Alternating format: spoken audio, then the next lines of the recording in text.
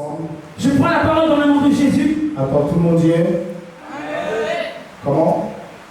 Matthieu 12, du verset 22 au verset 37. Si vous y êtes, dites-nous Amen. Prends la parole. Je prends la parole. Articule. Amen. Alors on lui amena un démoniaque aveugle et muet. Et il le guérit. De sorte que le muet parlait et voyait. Toute la foule disait, étonné, n'est-ce pas là le fils de David?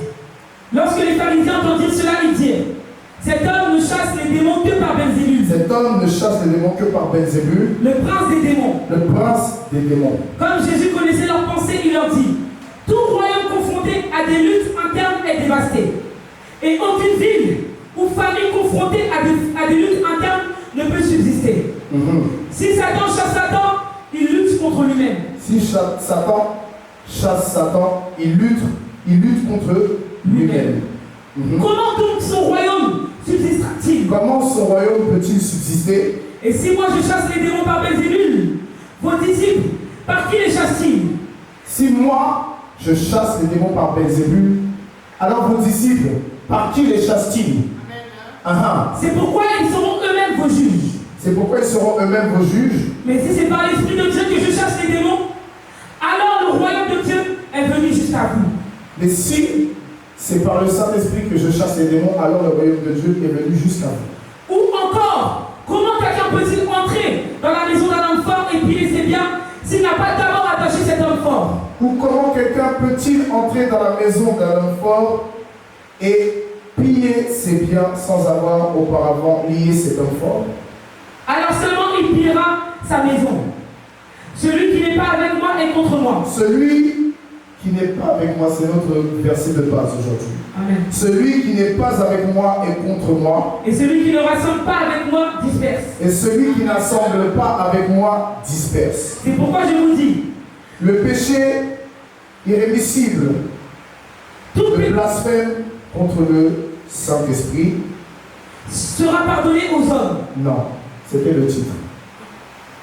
Verset 31. C'est pourquoi je vous dis, tout péché ou tout blasphème sera pardonné aux hommes, mais le blasphème contre le Saint-Esprit, contre l'Esprit, ne sera pas pardonné. Quiconque parlera contre le Fils de l'homme, lui sera pardonné, mais quiconque parlera contre le Saint-Esprit, il ne lui sera pas pardonné ni dans le siècle, ni dans ce siècle, ni dans le siècle à venir. Dites que l'arbre est bon et que son fruit est bon. Ou bien, dites que l'arbre est mauvais et que son fruit est mauvais. Car on reconnaît l'arbre à son fruit. Race de vipères, comment pourriez-vous dire de bonnes choses, méchants que vous l'êtes? En effet, la bouche exprime ce dont le cœur est plein. Car c'est de l'abondance du cœur que la bouche parle. L'homme bon tire de bonnes choses de son bon trésor. Et l'homme mauvais tire de mauvaises choses de son mauvais trésor. Je vous le dis, au jour du jugement, les hommes rendront compte de toute parole vaine qu'ils auront proférée. En effet, d'après tes paroles, tu seras déclaré juste, et d'après tes paroles, tu seras condamné. Car par tes paroles, tu seras justifié, et par tes paroles, tu seras condamné. Parole de l'Éternel. Nous allons prier. Éternel, mon Dieu, mon roi, nous te bénissons.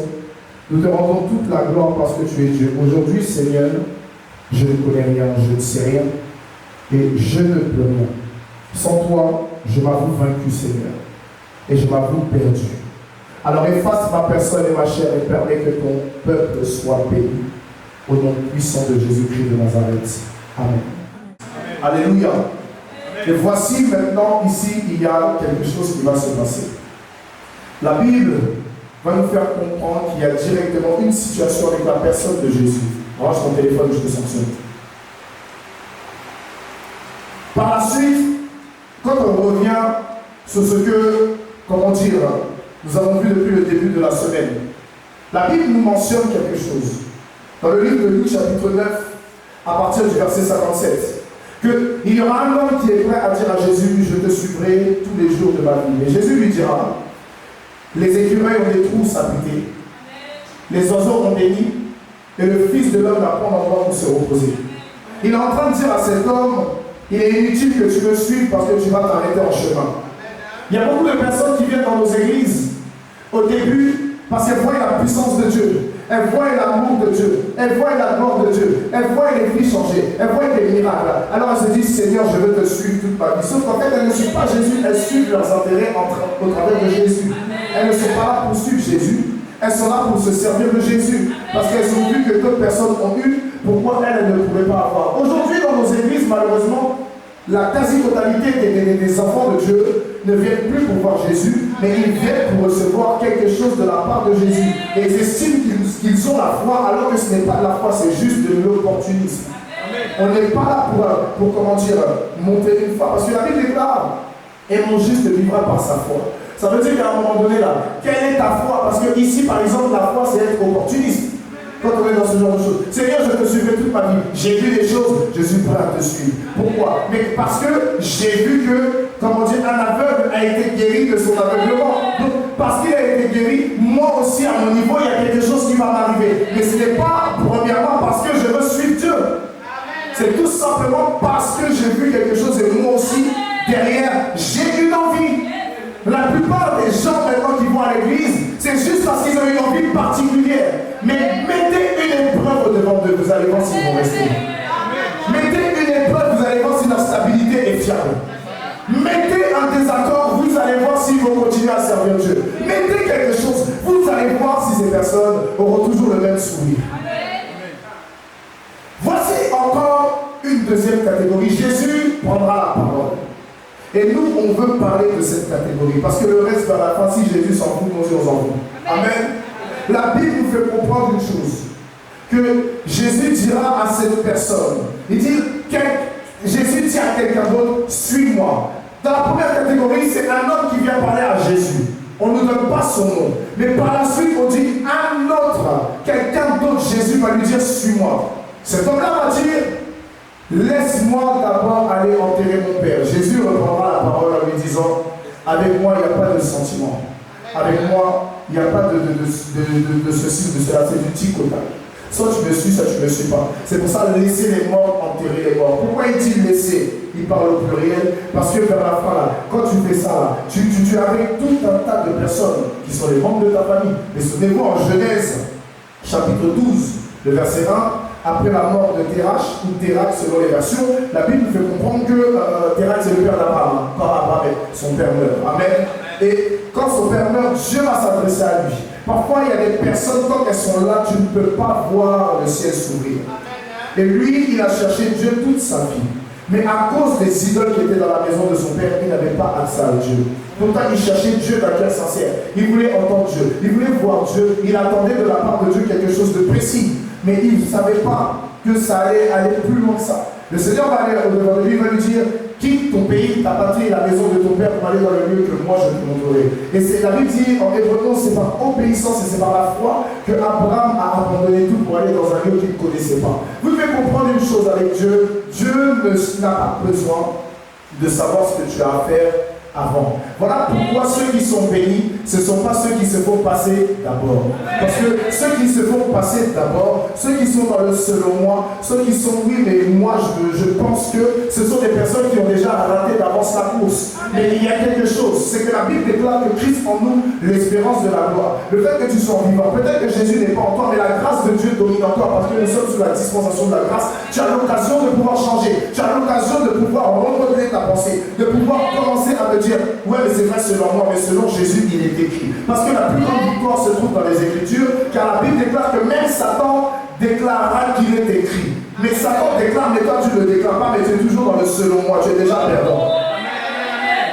Tu es déjà une personne vaincue. L'ennemi de nos âmes parle sur la base des Écritures à la parole incarnée, et toi tu as encore sur toi ton affaire, tu es déjà foutu. Tu es déjà foutu. Celui qui te séduit, lui utilise les Écritures. Et puis toi, tu vas être là à dire non mais moi je prouve, non mais moi, on s'en fout de toi dans la foi. Qu'est-ce que dit la Bible? Qu'est-ce que dit les Écritures? Parce que tant que tu restes sur toi, Satan va se moquer de toi parce que Satan utilise ce que toi tu n'utilises pas. Il y a une chose même, Satan utilise quoi? Il utilise son droit légal d'aller dans la maison de Dieu. Quand il va dans la maison de Dieu, là, dans sa demeure en haut là-bas, là, il se présente comment? Il se présente comme Lucifer. Il ne se présente pas comme Satan. La Bible déclare que les saints étaient au devant de Dieu il est rentré dans la présence de Dieu, mais Satan aussi rentre. Vous pensez qu'il va se présenter en tant que Satan? En tant que qui Satan est reçu dans la maison de Dieu? Parce que Satan n'est pas l'enfant de Dieu. Satan est le résultat d'une décision de Lucifer. Voilà pourquoi il est devenu celui qu'on appelle le diable, le mal, qu'on appelle le dragon, qu'on appelle le malin, qu'on appelle le serpent, etc., etc., etc. Tout au long de la parole, on entend, dans le Deuxième Testament, on entend de multiples noms. Alléluia. Mais lui, il va agir d'une manière même, mais tellement stratégique et tellement maligne. Ça veut dire que même Baal n'utilise pas les Écritures. Baal agit pour faire le mal. Parce que Baal est un agent du diable. Mais le problème maintenant, c'est que l'employeur là, lui, il utilise les Écritures. Pourquoi? Parce qu'à la base, il était parfait en tout. Et voilà ce qui nous rend parfait entre lui et nous, c'est que nous n'avons pas la parole au quotidien. Tant que tu n'as pas la parole au quotidien, tu es déjà perdant. Tu es déjà foutu. Imagine-toi, tu as une grande destinée, et puis toi, tous les jours de ta vie, parce que tu es énervé, tu penses à foutre la merde, entre guillemets. Ce n'est pas un gros mot, mais comprenez le sens. Tu penses à faire n'importe quoi. Tout le temps. Parce que monsieur est fâché, parce que madame est fâchée, parce que madame est frustrée, monsieur est frustré, madame est déçu, monsieur est déçu. Je ne vais plus à l'église. Ne viens pas, mais Satan, lui, il va dans la présence du Seigneur. Ne viens pas, mais pendant que tu ne viens pas là, il y en a un qui se moque de toi parce qu'il dit, je l'ai eu. Il se dit, voilà, quelqu'un qui pense d'abord à elle, quelqu'un qui pense d'abord à lui. C'est un guignol, c'est une guignole. Voilà comment il se moque. Et puis derrière ça, il est en train de jubiler. Parce que ça lui rappelle, comment dire, la fois où il a cru que Jésus était mort définitivement. Ça veut dire que toi là, le problème c'est que toi tu vas mourir définitivement. Si tu finis comme ça, tu vas mourir définitivement. Et à chaque fois que tu t'éloignes de Dieu, en fait tu es en train de raccourcir tes jours sur la terre. Pourquoi tu raccourcis tes jours sur la terre? Parce que ta vie ne tient normalement qu'à un fil et ta vie n'appartient qu'à Dieu. Mais le fait que ta vie n'appartient plus à Dieu, que tu décides de toi-même de t'éloigner de Dieu, est-ce que tu sais que la maison de Dieu c'est un bouclier pour ta foi? Mais le problème quand tu t'éloignes de la maison de Dieu, quel bouclier t'as donné? Même quand tu es là et puis d'un coup du jour au lendemain comme ça, tu décides de ne plus vouloir venir dans la présence de Dieu. Toute ouverture spirituelle te protège encore. C'est pour ça ceux qui aiment dire oui, je veux me centrer sur moi-même. Vous êtes drôle, vous êtes 3-4 dans l'église, vous dites ça. Je veux me centrer sur moi-même. Quand tu te centres sur toi-même, on te centre au contraire. C'est-à-dire que quand on vise le centre de ton corps et puis on t'allume comme il faut. Et puis c'est là maintenant, après tu dis, oui, je vais demander pardon. Pourquoi tu veux demander pardon? Tu n'avais pas besoin de demander pardon, il fallait rester à tes pas dans la présence du Seigneur. Tu n'avais pas besoin de tout ça. Est-ce que quelqu'un me comprend? Le diable, en fait, tout ce qu'il veut, c'est t'humilier. Il va te faire croire que tout ce que tu penses est juste, alors que vers la fin là, pendant que tu confesses, lui il rigole, parce qu'il connaît l'impact des paroles. Pendant que tu dis là, ce qui sort de ta bouche se transforme en un esprit. Et l'esprit commence à incarner ta vie. Et maintenant, quand les portes se ferment, quand tout devient bizarre, tu dis je ne comprends pas, mais tu as oublié ce que tu as dit. Tu as oublié ce qui est sorti de ta bouche. Tu es capable le matin de dire une chose, à 16h tu dis autre chose, à 20h tu dis autre chose, à 23h tu dis autre chose, et tu dis avant de dormir là, tu dis Seigneur je ne dormirai pas sous la colère, le soleil ne peut pas se coucher sous ma colère, tu reçois un texto, ton cœur est mort, tu dors comme ça. Tu n'es pas stable. Spirituellement tu n'as pas d'assise. Une personne qui est indécise au niveau de sa foi est une personne qui est déjà prête à être condamnée. C'est pour ça que tu dois savoir de qui es-tu. Tu dois savoir de qui es-tu véritablement. Parce que c'est bien de dire je suis chrétien, mais peut-être que tu dis, toi tu peux dire que tu es chrétien. Mais ça se trouve que dans le ciel, rien ne fait de toi quelqu'un de chrétien. Parce que le plus important là, c'est pas que tu es Dieu. Le plus important là, c'est pas que sur les réseaux sociaux tu sois connu. Le plus important là, c'est que ton nom soit inscrit dans les cieux. Qu'est-ce qui fait que toi, on va dire que tu es chrétien? Parce que les disciples de Christ sont censés souffrir à cause du nom de Jésus. Toi, tu penses que parce que tu es venu en Jésus, tu seras le premier de ta génération, il y a un prix à payer. Tu penses que parce que tu es comme ci, tu es comme ça, il y a un prix à payer. La Bible dit que Jésus est le premier-né de toute une grande fratrie. Mais maintenant, s'il a été le premier-né, mais il y a un prix qui a été payé, au prix de sa vie, il est devenu le premier. Mais toi, maintenant, si tu vas payer le prix, là, tu fuis. Donc tu as un esprit de Jonas en toi. Donc comment tu veux voir la main de Dieu dans tout ça? Comment tu veux voir ton nom, comment dire, être inscrit véritablement quelque part? Comment? Tu veux voir quoi de la part de Dieu et pourquoi? Tu n'es pas prêt à payer le prix. En fait, tu es prêt à payer le prix que quand tes émotions sont à l'instant T disponibles. C'est-à-dire que quand tu pries, il faut voir, il y en a, ils pleurent seulement, ils pleurent. Seigneur, Jésus, jusqu'à la mort je sors. Les glaires dans les yeux, là, les cacas des yeux, là, c'est comme ça. Parce qu'ils disent qu'ils ont tout donné. Tu as donné tout physiquement, mais spirituellement, tu n'as rien donné à Dieu. C'est juste que tu es émotif. Sinon, tu n'as rien donné à Dieu. Tu t'es reconnu dans quelque chose. Tu ne sais pas que tu as été touché. C'est en fait, tu es en train de culpabiliser. Et comme tu es en train de culpabiliser, les pensées sont en train de se multiplier. Et toi, dans ça, au lieu d'être bien, tu es dans le mal. Ça tente à lui. Ça tente à lui. Normalement, là, c'est comme l'épisode numéro 2 de ma fille, là, quand elle a sorti. J'ai suivi le jeune frère, dit quoi? Il dit que normalement, quand tu demandes pardon à Dieu, Dieu te pardonne automatiquement. Et c'est quel souci où toi tu vas demander pardon à Dieu et puis tu t'en veux encore, tu es orgueilleux.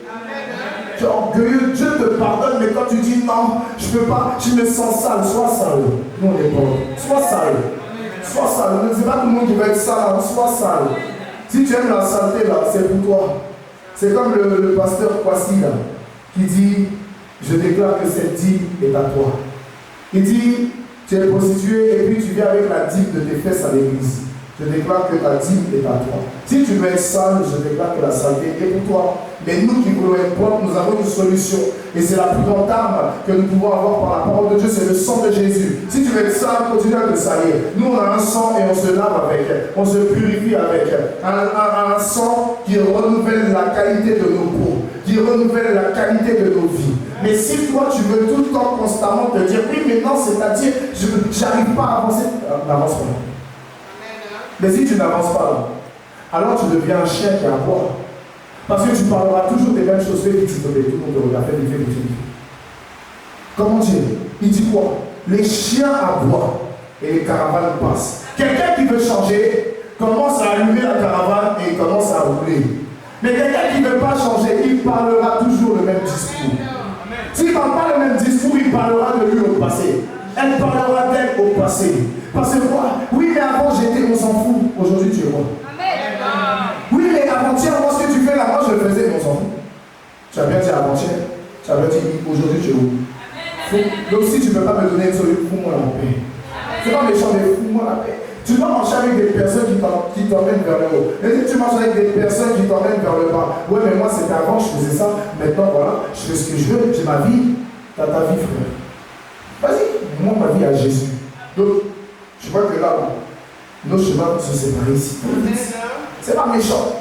Tout à l'heure, je parlais avec mon fils au téléphone, l'évangéliste précieux, et on était en train de parler de certaines choses. Et je lui ai dit, tu vois, il a fallu que tu puisses te mettre à l'écart de plusieurs personnes pour que maintenant les choses arrivent et que tu commences à entrer dans le domaine que Dieu t'avait dit. Amen. Et les choses dans lesquelles Dieu voulait te placer depuis plusieurs années. Mais pendant que je te parle, regarde mon fils évangéliste précieux. La Bible déclare que lorsque Abraham va se séparer de Lot, alors Dieu va lui dire, lève les yeux et que vois-tu?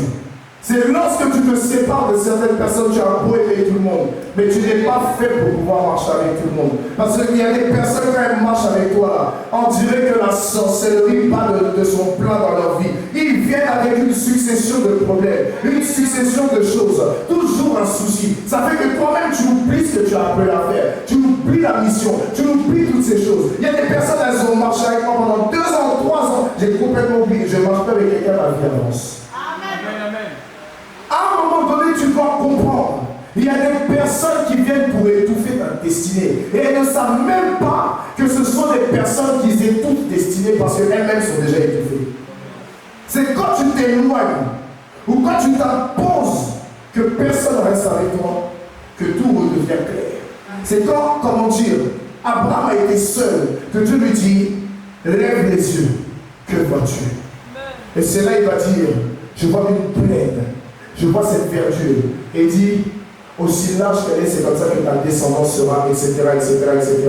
Mais tant que tu marches avec certaines personnes, tu ne peux pas entendre la voix de Dieu. Tu ne peux plus avoir certains réflexes. Je me suis retrouvé dans certaines choses depuis la fin de ce jeûne de 40 jours. Il y a des choses qui sont revenues du jour au lendemain. Par exemple, on finit là. Les cultes. Avant, vous me voyez parler avec vous, j'ai envie de parler avec quelqu'un. Mais pourquoi parce que je dois continuer à garder ma relation avec Dieu. Ça veut dire que vers la fin, là, tu viens m'expliquer un problème, on a après le culte, tu es censé être béni, je m'en fiche de ton problème. Parce que tu ne peux pas venir me dire que oui, il y a ceci. Ça veut dire que pendant tout le culte, tu as loué, tu as hypocrite. Tu as gardé ton problème dans ton cœur alors que la solution pouvait venir de ta louange. Tu es un hypocrite. Tu as gardé pendant tout, tout le culte. Tu as gardé dans ton cœur parce qu'il faut forcément que toi tu parles, tu es un hypocrite. Pas envers moi, mais envers Dieu et envers toi-même. Parce que ton cœur est censé appartenir à Dieu, mais tu le gardes, tu le tiens en bride. Alors que c'est ton corps que tu dois garder en bride. C'est ton corps que tu dois tenir en bride. Ton cœur appartient à Jésus, mais le problème, tu gardes tout. À la fin du culte, moi j'ai été béni. Tu viens pour m'expliquer une situation qui va moi gâter mon ambiance. Ça ne va pas chez toi. Toi et puis ton discours, vous allez aller parler. Le ciel est ouvert, sors, tu as crié. Dieu l'a écouté. Moi, il ne pas. Pourquoi? Parce que c'est là que tu vas venir. En fait, tu es un gâteur d'atmosphère. Tu es une gâteuse d'atmosphère. Oui, il faut vraiment qu'on puisse te parler parce que ça ne va pas, ça va aller. Va gérer ton problème seul. Donc on vient de finir et c'est là toi tu viens. Oui, il y a un souci dans le département. Tu es leader, va gérer ton département. À cause de quoi? S'il y a des personnes qui font gugus, on les sort. C'est tout. Que ce soit un chantre, hôtesse, commando, média, fanfare, gna-gna, tous les départements. Quelqu'un fait une zigzag, il prend son zig et nous on prend le zag. Et puis c'est fini. Ça fait quoi? Tu dois comprendre que personne ne doit tuer ton atmosphère. Parce que la seule personne qui va régner dans cette atmosphère, c'est Jésus. Voilà pourquoi la Bible dit que Jésus a dit laissez les morts enterrer les morts. Tu dois quitter ceux qui aiment enterrer. Parce que ceux qui aiment enterrer là, c'est ceux qui aiment colporter. Ceux qui aiment enterrer, c'est ceux qui font les querelles. Ceux qui aiment enterrer, c'est ceux qui sont toujours à la base de ci ou ça. De on l'a dit. Oui, il y a quelqu'un qui est venu me dire. On ne veut jamais dire le prénom, c'est des sorciers. Ces gens qui viennent toujours, oui, mais moi on est venu me dire. Pour que ça puisse. Moi, quand tu viens me dire on est venu, mais m'en fous. Mais même si c'est chaud, m'en fous. Même si quelqu'un est en danger, je m'en fiche. Parce que tu ne m'as pas senti le prénom. Si la personne est en danger, elle se trouve dans un problème, c'est toi qui paieras le prix. C'est pas moi. Pourquoi? Parce que quand tu viens là, tu dis ce qui t'arrange, mais tu ne dis pas autre chose. Pourquoi tu viens me dire oui, on est venu me dire que Noéla a fait ceci, c'est qui t'a dit oh, je ne peux pas dire, t'es cash. Pourquoi tu me fatigues? Tu viens me dire quelque chose en fait pour que je la vois elle comment? Tu viens me dire que je m'en fous, mais c'est toi que je vais voir en bizarre. Tu es un sorcier, tu es une sorcière. Comment tu peux parler de quelqu'un et on te demande la source, tu dis je ne peux pas parce que la personne ne veut pas qu'on dise tu es sorcier. C'est de la sorcellerie. Tu emmènes la division, tu emmènes la réflexion, tu emmènes l'inquiétude, tu emmènes l'énervement. Tu es un sorcier, tu es une sorcière. Laissez les morts enterrer les morts. Et toi, va annoncer le royaume de Dieu. Deuxième catégorie. C'est-à-dire que quand tu vas avancer dans la vie, tu dois te séparer des autres. Ça peut faire mal aux autres, mais on s'en fout. Quand on est né seul. Un. Même jumeaux, ça sort un par un. Depuis quand tu as vu femme va faire grand écart et deux enfants vont sortir ensemble. Ah oui, on va vous. C'est bon.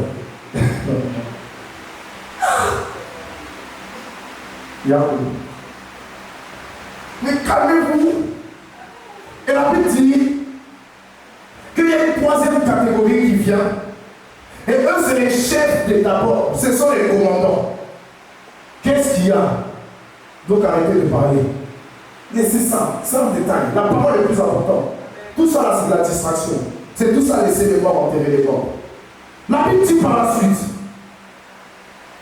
Seigneur, quelqu'un d'autre va dire, Seigneur, moi, je veux te servir, mais d'abord que j'aille dire au revoir à ma famille. Il faut dégager en même temps. C'est inutile. Parce que tu devais passer toujours d'abord. Il faut quitter. Il y en a qui savent ce qu'ils veulent. Il y en a qui savent d'où ils sortent. À tes yeux, peut-être, ce ne sont pas des gens importants, mais aux yeux de Dieu, ce sont des gens très importants.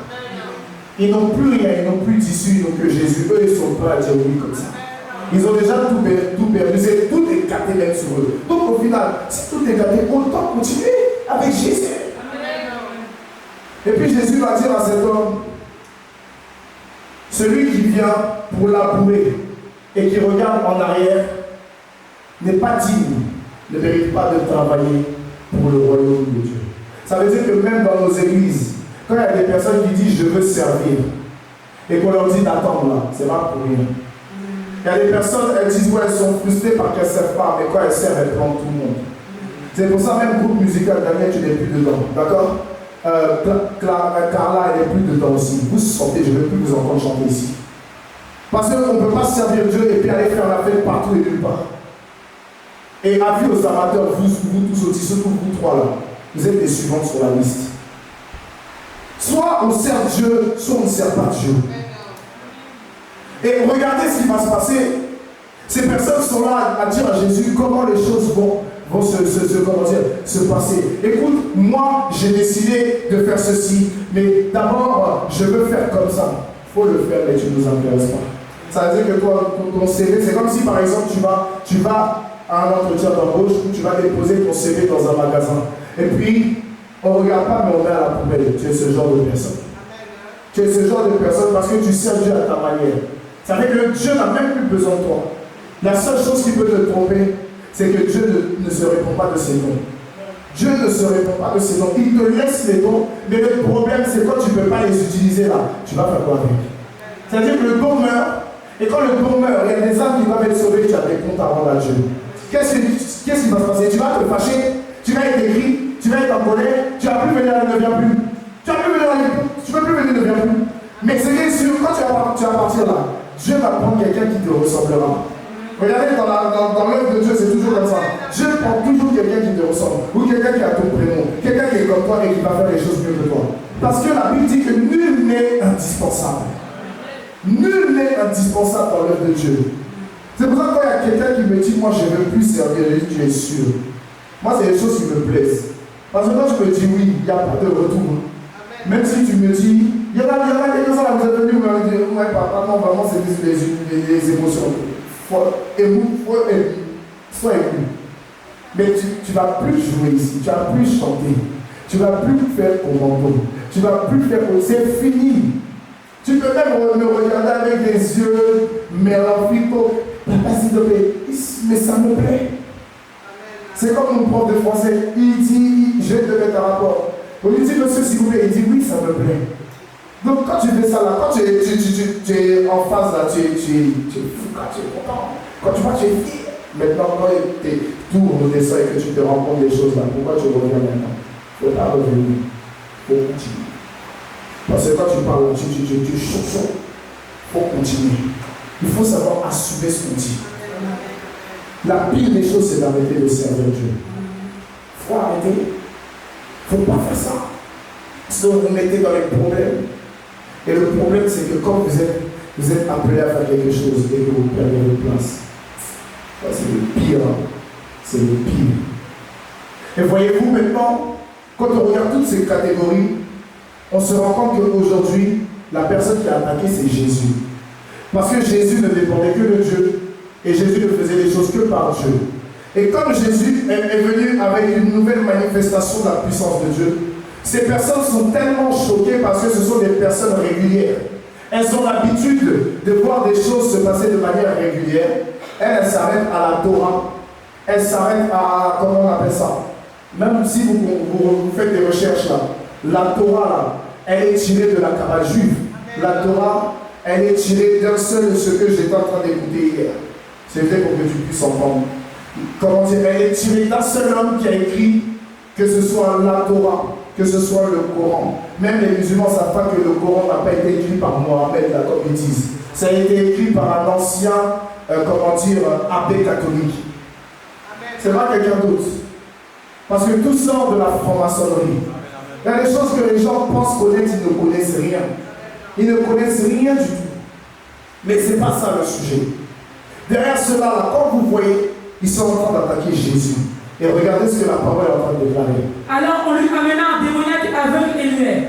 On lui amena un démoniaque aveugle et muet. Ça veut dire que celui-là, déjà, il y a un problème. Ce n'est pas qu'un esprit le fatigue, il a un caractère qui le rend d'une certaine manière. Parce que quand il y a un esprit, on dit que tu es possédé. Mais quand on dit démoniaque, être démoniaque, c'est une nature.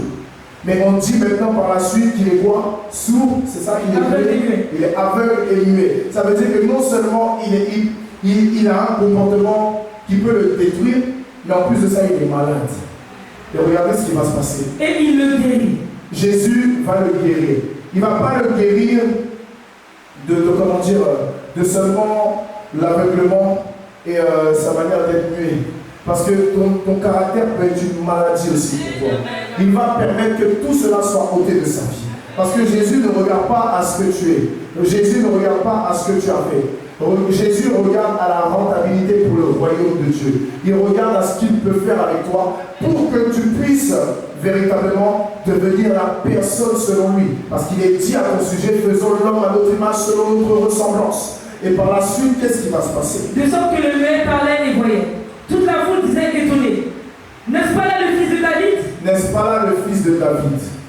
Ça veut dire que quand tu fais des choses qui surprennent, voici que les gens qui te connaissent seront toujours en train de vouloir parler d'une manière incrédule alors que c'est devant leurs yeux que ça s'est fait. Ils vont dire, n'est-ce pas là le fils de David? Mais c'est comme par exemple, on dit qu'Élisa a guéri 10 malades d'affilée. On va dire, mais n'est-ce pas la fille de Manuela? C'est pas sa mère qui est là-bas? Mais comment elle peut faire des choses comme ça? J'espère que tu vas bien ramasser ça. Comment elle peut faire ça aujourd'hui alors que nous on la connaît? Elle est partie voir des féticheurs. Elle a touché au gris-gris. Elle est partie se laver avec un œuf au bord de l'eau. Elle a brossé ses dents avec de l'essence. Les gens sont tellement capables de dire tout et n'importe quoi qu'au final, l'homme est capable d'y croire. Tu vas voir par exemple, il y a un homme de Dieu qui est en vogue. On va dire c'est parce qu'il a des pratiques occultes à 3 h du matin. Sa pratique c'est juste de fléchir les genoux. Ça fait de lui un homme occulte. C'est juste quelqu'un qui prie. Parce que la plus grande solution pour que Dieu puisse l'utiliser, c'est la prière. C'est le jeûne. C'est la méditation. Pourquoi aller dans un bois, aller voir quelqu'un qui s'appelle Youssouf Bopana? Ce n'est pas le footballeur. Amen. Et je parle de quelqu'un qui va dans la nuit, voilà, Kadima. Tu vas le voir en pleine nuit. Tu dis, je veux la force. Je veux la puissance. Tous les faux pasteurs là, c'est ça ils font. En pleine nuit, ils vont dans des forêts, tu vois, il y a là les hommes de Dieu, les servants de Dieu au bord de la mer. Il y a des rituels, il y a des choses. Ils doivent apporter quoi? Un nouveau-né. Un nouveau-né. Et puis ils sacrifient ça en l'honneur de qui au final parle. Est-ce que vous comprenez? C'est pour ça qu'il y a des choses qu'on ne fait pas. Et ils sont étonnés. Ils disent, ne dis pas le fils de David. Si un jour, parce que tu fais la gloire de Dieu, on dit, ne dis pas, mais pourquoi? Attends, mais toi. Oh, mais comment tu fais? Il faut te dire que tu es sur la bonne voie. Et la Bible dit quoi par la suite? Lorsque les pharisiens entendirent cela, ils dirent, cet homme ne chasse les démons que par Belzébul. La Bible déclare en Isaïe 45 que la prospérité viendra avant l'adversité viendra plutôt avant la prospérité. Quand tu vas voir que ton nom est sur le point d'aller à un autre niveau, il y aura toujours un groupe de personnes qui viendra dire tout n'importe quoi. Ça fait partie du jeu. Le problème, c'est que quand c'est devant, si tu sais ce que c'est que la maîtrise de soi, si tu as les fruits de l'esprit et que tu as vraiment la maîtrise de soi, tu peux répondre à ce type de personnes. Mais parfois, même la plus grande réponse, c'est de garder le silence. C'est comme il n'y a pas longtemps, là, ma fille a mis un truc là du sang tabou. Et puis il y a un gars qui est venu m'insulter de gourou, m'insulter de sorcier, m'insulter de ceci, m'insulter de cela. Le gars, je ne le connais même pas. Il ne sait pas si dans ma tête je suis fou. Il ne sait pas si je suis sanguin parce qu'il y a un pasteur qui tue. Aux États-Unis, il y a pas longtemps, il y a un pasteur qui a tué sa femme. Il y a un pasteur qui peut frapper. Peut-être que je prêche, mais je ne suis pas délivré. Le gars, il vient et puis maintenant, je dis, trouvez-moi son adresse. Je vais aller lui parler du Seigneur. Et j'arrive devant lui, la Bible déclare ta houlette et ton bâton me rassure. Comme ça. Parce qu'il m'a insulté. Mais qu'est-ce que je fais au contraire? J'ai dit à plusieurs ne répondez pas à celui-là. C'est un chien qui aboie. Les caravanes passent. Mais si on est face à face, il ne peut pas me dire ça comme ça. Vous savez, dans la vie, aimez qu'on puisse parler de vous derrière. Mais qu'on ne puisse jamais parler de vous en face. C'est le plus grand des respects. Les gens qui parlent de vous derrière vous, mais qui n'arrivent pas à vous répéter les choses en face, c'est la plus grande manière de te respecter. Parce que quand ils arrivent en face de toi, là, ils changent de discours. C'est comme parfois, il y a des personnes ici qui parlent depuis maintenant qu'on se retrouve tous ensemble. Les confrères disent ce que vous avez dit, l'église avec lui, ils passent, ils tournent autour du pot. C'est parce qu'ils respectent trop la personne. C'est pour ça que quand il y a des gens qui parlent, là, laisse couler. Ça ne sert à rien de parler. Ça ne sert à rien. Tu vas t'énerver parce qu'un tel a dit ça, mais ça fait quoi? Toi-même, tu n'as jamais dit quelque chose sur le mec. Ouais, mais pourquoi? Peut-être que comme ils disent dans le monde, c'est le karma, c'est bien fait pour toi. Toi, tu parles tous les jours des gens et puis on ne peut pas parler de toi, tu es qui même? On va parler de toi. Et puis on va te faire du mal. Pour que tu comprennes que ce que tu fais aux autres, là, on peut te le faire aussi. Donc il y a des choses vers la fin. Vous devez comprendre qu'il y a des comportements qu'on ne peut pas avoir au préalable. Il y a des comportements là qu'on ne peut pas avoir. C'est comme par exemple quelqu'un qui passe par des situations difficiles. Que ce soit sa marche spirituelle, que ce soit dans sa maison, que ce soit dans sa famille, que ce soit financièrement, que ce soit ceci, que ce soit cela. Et puis, on est tout le temps là pour l'aider. Et on l'aide coûte que coûte. Il lui arrive quelque chose, on coupe pour elle. On coupe pour lui. Et puis, du jour au lendemain, la personne estime que c'est une mauvaise église.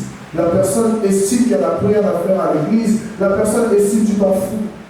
Ça, c'est ce qu'on appelle les gens ingrats de nature. Parce que c'est des personnes qui estiment et qui oublient tout ce qu'on fait pour eux.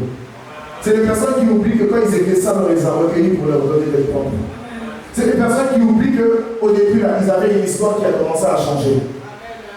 Ça veut dire que ces personnes-là, il faut les prendre comme ça, c'est leur nature qui est là.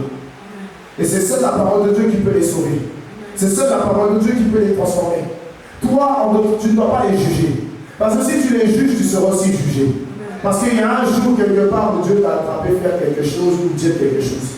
Donc chacun a son histoire vers la fin.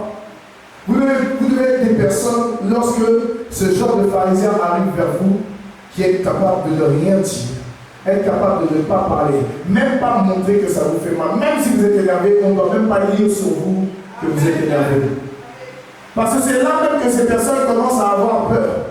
Il faut se dire, mais au final, lui, qu'est-ce qu'on peut faire pour l'atteindre? Mais qu'est-ce qu'on peut faire, elle, pour l'atteindre? Et vers la fin, tu ne peux pas atteindre quelqu'un qui est déjà mort. Tu ne peux pas atteindre une personne qui est morte. Parce qu'une personne qui est morte n'en a plus rien à faire de la vie parce qu'elle ne vit plus, c'est Jésus qui vit en elle.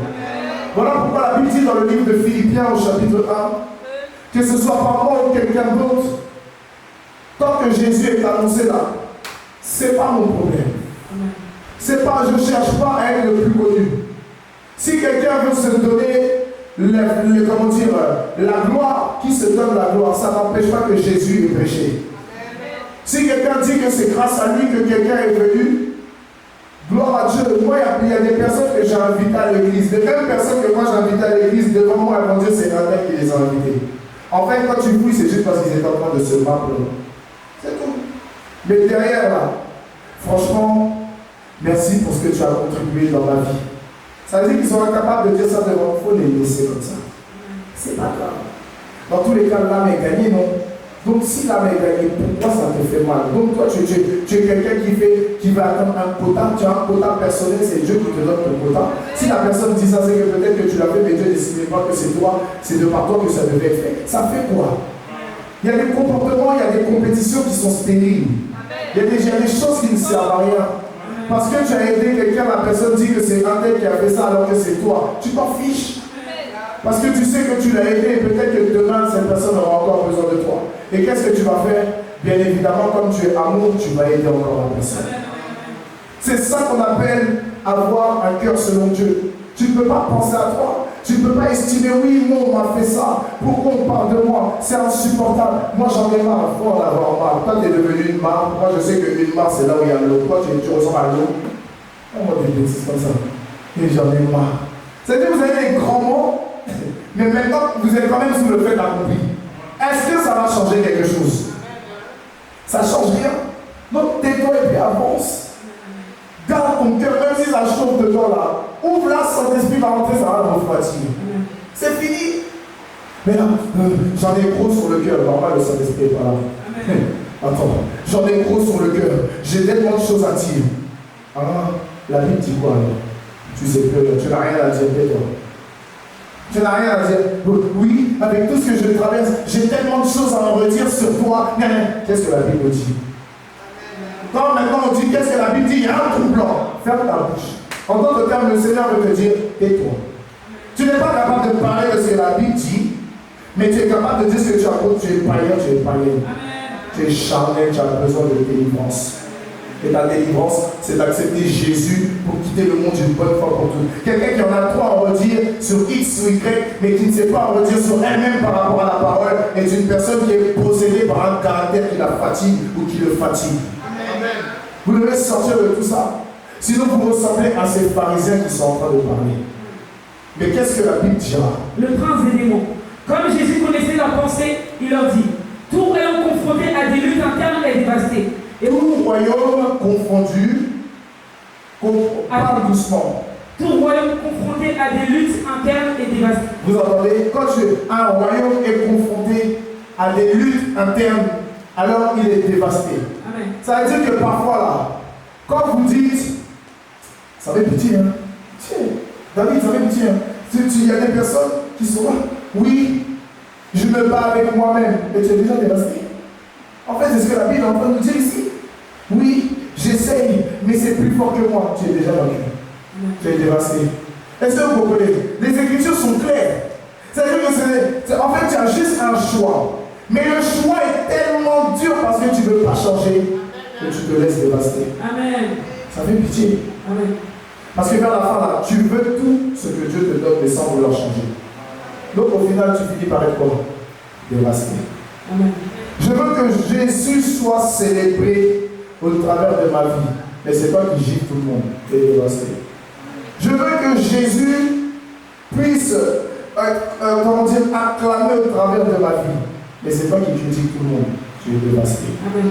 Je veux qu'on puisse me voir dans la gloire de Dieu. Mais c'est toi qui divises tout le monde. Tu es dévasté. Quelqu'un qui divise même au préalable est déjà lui-même divisé. Parce que le matin, il est pour, le soir, il est contre. Quelqu'un qui est déjà dévasté. Si vous arrivez à comprendre ça, vos situations vont changer très vite. Amen. Vous allez être radical envers vous-même et vous allez même prendre des décisions qui vont vous faire mal. Amen. Pourquoi? Parce que vers la fin, vous savez que c'est pour la bonne cause. Amen. Parce que la Bible déclare que tout ce que Dieu fait est bon et très bon. Amen. Donc si tu veux que les choses deviennent bonnes et très bonnes, ferme ta bouche et prends les bonnes décisions. Amen. Il n'y a rien d'autre à faire. Parce que sinon tu continues de parler. Tu es en fait, plus tu parles, plus tu es en train de montrer en toi un côté qui apprécie ce que tu traverses. Amen, amen, amen. Il n'y a rien de plus, il n'y a rien de moins. On te dit oui, ne fais pas ça. Oui, mais moi, c'est-à-dire, on s'en fout de toi, ne fais pas, tu vas avoir des problèmes. Non, mais moi, c'est-à-dire, oui, mais j'ai compris. Amen, j'ai compris, mais moi. Amen. Quand une personne fait comme ça, là, il faut fermer le livre. Il faut fermer, il faut tuer le discours, passe à autre chose. Amen. Cette personne n'est pas prête à changer. Il y a 1 ou 2 semaines, il y a au moins 6 personnes pendant le jeûne de 40 jours. Elles sont venues en même temps me dire: j'ai l'impression que tu ne crois pas en moi. Mais comment je peux croire en toi si toi-même tu ne crois pas en toi? Amen. Parce que moi je crois en toi. Mais le problème, ta manière de parler ne donne pas envie de croire en toi. Parce qu'on peut tout te dire pour que tu puisses te lever. Parce que nous, on peut tout faire par la parole, on ne peut rien faire pour toi. Les actes, c'est toi qui dois les poser. Amen. On ne peut rien faire d'autre. C'est comme moi, par exemple. Pour pouvoir arriver à une certaine hauteur avec Dieu, on ne peut pas le faire à ma place. C'est à moi de le faire. C'est à moi, par exemple, chaque fois qu'on finit de pouvoir faire quelque chose, de pouvoir prêcher la parole de Dieu, que ce soit chez moi ou ici, je reste seul. Je prends le temps, je sors. Tu m'appelles, je m'en fous. Je te parlerai plus tard. C'est pour ça, même après le culte, les gens qui veulent venir me voir, si ce n'est pas un cas de force majeure, prends ta route. Amen. Parce que ma vie est vouée à Jésus. Amen, amen. Je ne veux plus entendre tout et son contraire. Il y en a, vous venez, c'est juste pour prendre de tes nouvelles. Tu m'as vu, les nouvelles sont là, je vais bien prendre ta route. Pourquoi tu vas prendre des nouvelles après le culte? Tu es mon psychologue. Je te paye pour ça. Il y a Jésus qui prend soin de moi. Si tu veux ça, vois-moi, ah ça va papa? Oui, ça va béni. Ah, tu es béni. Et toi, ça va? Ah, j'ai des nouvelles, tu as des nouvelles, on a des nouvelles. Passe à autre chose. Et tu viens ici, c'est pour me... Il te soupçonne. Faut dire à ton voisin, il te soupçonne. Alléluia.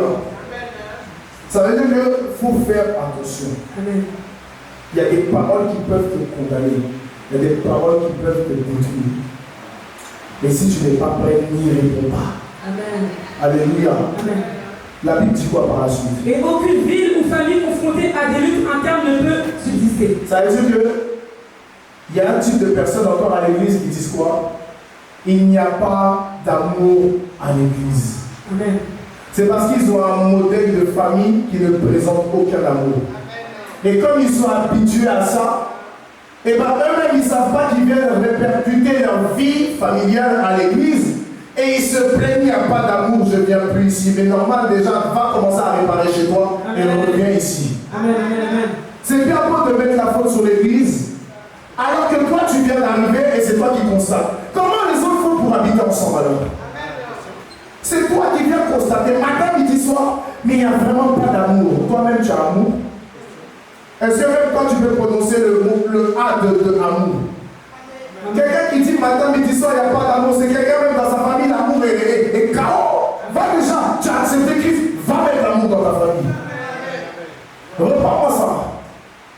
Et aucune ville ou famille confrontée à des luttes internes ne peut subsister. Aucune ville ou famille ne peut subsister lorsqu'elle est confrontée à des luttes internes. Amen. Ça veut dire qu'avant de parler d'ailleurs, parle de toi. Amen, amen, amen. Avant de pouvoir, comment dire, être là à se dire, ouais mais non mais là-bas est chez toi. Amen. Ouais mais cette ville est ta ville. Tu as déjà posé une pierre pour que ta ville avance? Amen. Ouais, moi je ne peux pas habiter là-bas. La vérité, je peux pas, c'est trop sale. C'est trop sale. Ta tête même est propre. C'est trop sale, c'est trop sale, c'est trop sale. Tu es quelqu'un qui tu ne donnes rien pour que ta commune puisse évoluer. Mais c'est toi qui sais parler de tout. On dirait que toi tu es créateur de quelque chose. Amen. Moi je sais que par exemple, la ville de Grigny où j'habitais en train de changer. Amen. Avant que j'aille à Grigny, je vous avais donné le songe que Dieu m'a donné. Comment je sais que c'est là-bas que je devais partir? Dieu m'avait pris en esprit et je vous avais dit qu'il m'avait mis au-dessus de la ville. Et que je voyais plein d'infrastructures, plein de bâtiments, que la ville était en train d'être rénovée. Vous qui venez tout le temps, vous ne voyez pas de nouveaux bâtiments, vous ne voyez pas même là où j'habite, vous ne voyez pas qu'ils sont en train de construire de nouveaux bâtiments, vous ne voyez pas qu'ils sont en train de changer les façades, vous ne voyez pas qu'ils commencent à nettoyer un peu, vous ne voyez pas que tout est en train de changer, vous ne voyez pas qu'il y a des infrastructures pour les enfants qui sont en train de se mettre en place. Amen. Ça veut dire que ta venue doit annoncer quelque chose. Amen. Pourtant, la seule chose que j'ai fait là, sur la parole, sur l'instruction de mon père, j'ai pris une bouteille d'huile. Et une nuit, je suis parti, j'ai marché et j'ai versé l'huile dans tout le secteur où j'habite. Je dis, ce lieu m'appartient. À partir d'aujourd'hui, tous les démons, tous les esprits impurs qui gouvernent, les entités qui sont là, ils se soumettent à moi. Amen. Parce que cette ville va changer. Amen. Le taux de criminalité va tomber. Mais là où je dis ça, c'est là que maintenant les gens se tuent les uns les autres. Tous les dimanches, il y a un nouveau mort. Mais si Dieu m'a emmené là, c'est parce que je suis porteur de vie. Amen. Ça veut dire que vers la fin, je dois continuer à faire le travail. Amen. Et tant que le travail n'est pas terminé, Dieu ne permettra pas que je parte. Je ne suis pas là parce que je me plais là-bas, je suis là parce que quelque chose doit changer. Donc toi, quel est ton apport? C'est comme vous regardez, je vais vous donner un signe. Tous ceux qui m'ont aidé par rapport au déménagement, que ce soit les travaux, les ceci, les cela, levez vos mains comme ça. Vous avez vu, non? Quand, je vais vous dire quelque chose. Quand on est arrivé dans la maison là, la maison était médiocre, non? Tout était pourri dedans. Mais Dieu nous a donné un signe en fait. C'est que vous avez vu comment la maison est devenue, non? Amen. Ça veut dire que si Dieu est capable de rendre un appartement propre, ça veut dire que spirituellement il peut rendre l'atmosphère propre. Amen, amen. Il peut tout changer. Mais tout dépend d'une chose, une vision. Amen. Si vous avez une vision, Dieu travaille. Si vous n'avez pas de vision, Dieu vous dépasse. Amen. Vous devez avoir une vision pour vos vies. Vous devez avoir une vision sur la base du nom de Jésus. Mais votre vision ne doit pas être accompagnée d'un excès de zèle. Votre vision ne doit pas être accompagnée d'un excès de zèle. Sinon, vous allez détruire la vision et ça va devenir une division, ce qui fait qu'au final, une ville et une famille dont les luttes internes ne sont pas réparées ne peuvent pas subsister. Amen. C'est ce que la Bible dit. Amen. Et la suite dit quoi? Si Satan chasse Satan, il lutte contre lui-même. Comment donc son royaume subsistera-t-il? Si Satan vient chasser Satan, il lutte contre lui-même. Comment alors? Répète-moi ça. Comment donc son royaume subsistera-t-il? Comment son royaume subsistera-t-il? C'est profond cette phrase. Parce que beaucoup de personnes ici, vous ne le savez pas, mais vos comportements parfois emmènent à vous montrer que vous êtes des disciples sataniques. Je m'explique. Tu peux insulter la mère de quelqu'un et puis tu es fier. Sur tes réseaux sociaux, tu peux être grossier comme jamais. C'est le langage satanique. Tu peux être toujours là à vouloir frapper les gens. Le langage satanique. Tu peux être là à vouloir toujours faire du mal. Ou sinon, être toujours en train de te droguer, toujours en train de cuver l'alcool. C'est des comportements sataniques. Parce que qui aime le désordre? C'est le diable. Et le fait que tu aies une vie remplie de désordre emmène à ce que tu puisses te discipliner de manière satanique. Parce que quand tu te disciplines de manière biblique, alors tu sais que tu ne dois pas avoir de façon vivante. Tu sais que tu ne dois pas faire le mal. Amen. Et tout ce que vous faites quand vous insultez les uns les autres, la Bible dit quoi? Ne maudissez pas et vous ne serez pas maudits. Amen, amen. Jésus ira plus loin en disant quoi? Ne maudissez pas mais bénissez. Amen. Et quand vous avez tous ces attitudes, vous avez beau dire le nom de Jésus, ça n'a pas d'effet parce que après que l'effet commence, vous allez le détruire. Par vos propres comportements, par vos propres dires, par votre manière d'aimer Dieu. Parce que vous dites aimer Dieu, mais vous n'êtes jamais là quand il y a des manifestations pour Dieu. Amen. Mais vous êtes toujours présent lorsqu'il s'agit des choses du monde. Amen. Vous n'aimez pas Dieu, vous aimez le diable. Amen. Vous n'aimez pas Dieu. Même si vous ne dites pas Amen, ça doit rentrer dans vos oreilles. Amen. Vous aimez le diable. Amen. Vous n'êtes pas prêts pour faire la publicité de Jésus, mais pour vous montrer vos corps sur les réseaux sociaux. Vous êtes les premiers, vous êtes des disciples de Satan. Amen. Vos seins sont toujours dehors alors que vous savez que votre corps et le corps du Saint-Esprit, tu te disciplines à la manière de Satan. Amen. Tu es satanique. Même si ça te fait mal, ton ventre est dehors, ton piercing est dehors, tu es démoniaque. Amen. Tu peux me dire, ouais, je sais pas quoi, même garçon, ton pantalon en bas de tes fesses, c'est illustration de la discipline de Satan, c'est être satanique. Amen. Il y a un temps où tu ne connais pas, mais quand tu connais la vérité, tu changes. Amen. Si à cause de ça, là, aujourd'hui, tu dis c'est mon dernier jour à l'église, il faut même te lever en plein culte, il faut partir. Tu n'aimes pas la vérité dehors. Amen. Va dans les églises où on te blague, mais ici on te dira la vérité. Amen. Parce que tout ça, c'est des attitudes sataniques. C'est diabolique. Et pendant qu'on croit qu'on est beau, qu'on est belle comme ça, on illustre un esprit. Amen. On incarne un esprit. Amen. Ce qui veut dire que quand par exemple tu aimes te maquiller à ne pas te reconnaître, et que tu aimes porter par exemple des hauts où ton corps est dehors, des trucs qui plaquent toutes tes fesses, jusqu'à quand tu marches en dirait il y a un tremblement. Tu es en train d'illustrer la sirène des eaux. Tu es en train de dire je suis disciple de la sirène des eaux, je suis une sirène des eaux. Quand par exemple quand tu montres que tu es le plus fort, tu es en train de montrer qu'il y a un démon guerrier qui te fatigue. Tu es en train de montrer que toi tu es un démon guerrier. Tu es un guerrier mais démoniaque. Au lieu de lutter pour la bonne cause, toi tu luttes pour frapper. Tout ce qui te plaît là, quand tu es fâché, il faut que les larmes coulent ou il faut que le sang coule. Tu es un disciple du démon guerrier et toi-même tu deviens un démon guerrier. Parce qu'il y a les esprits guerriers.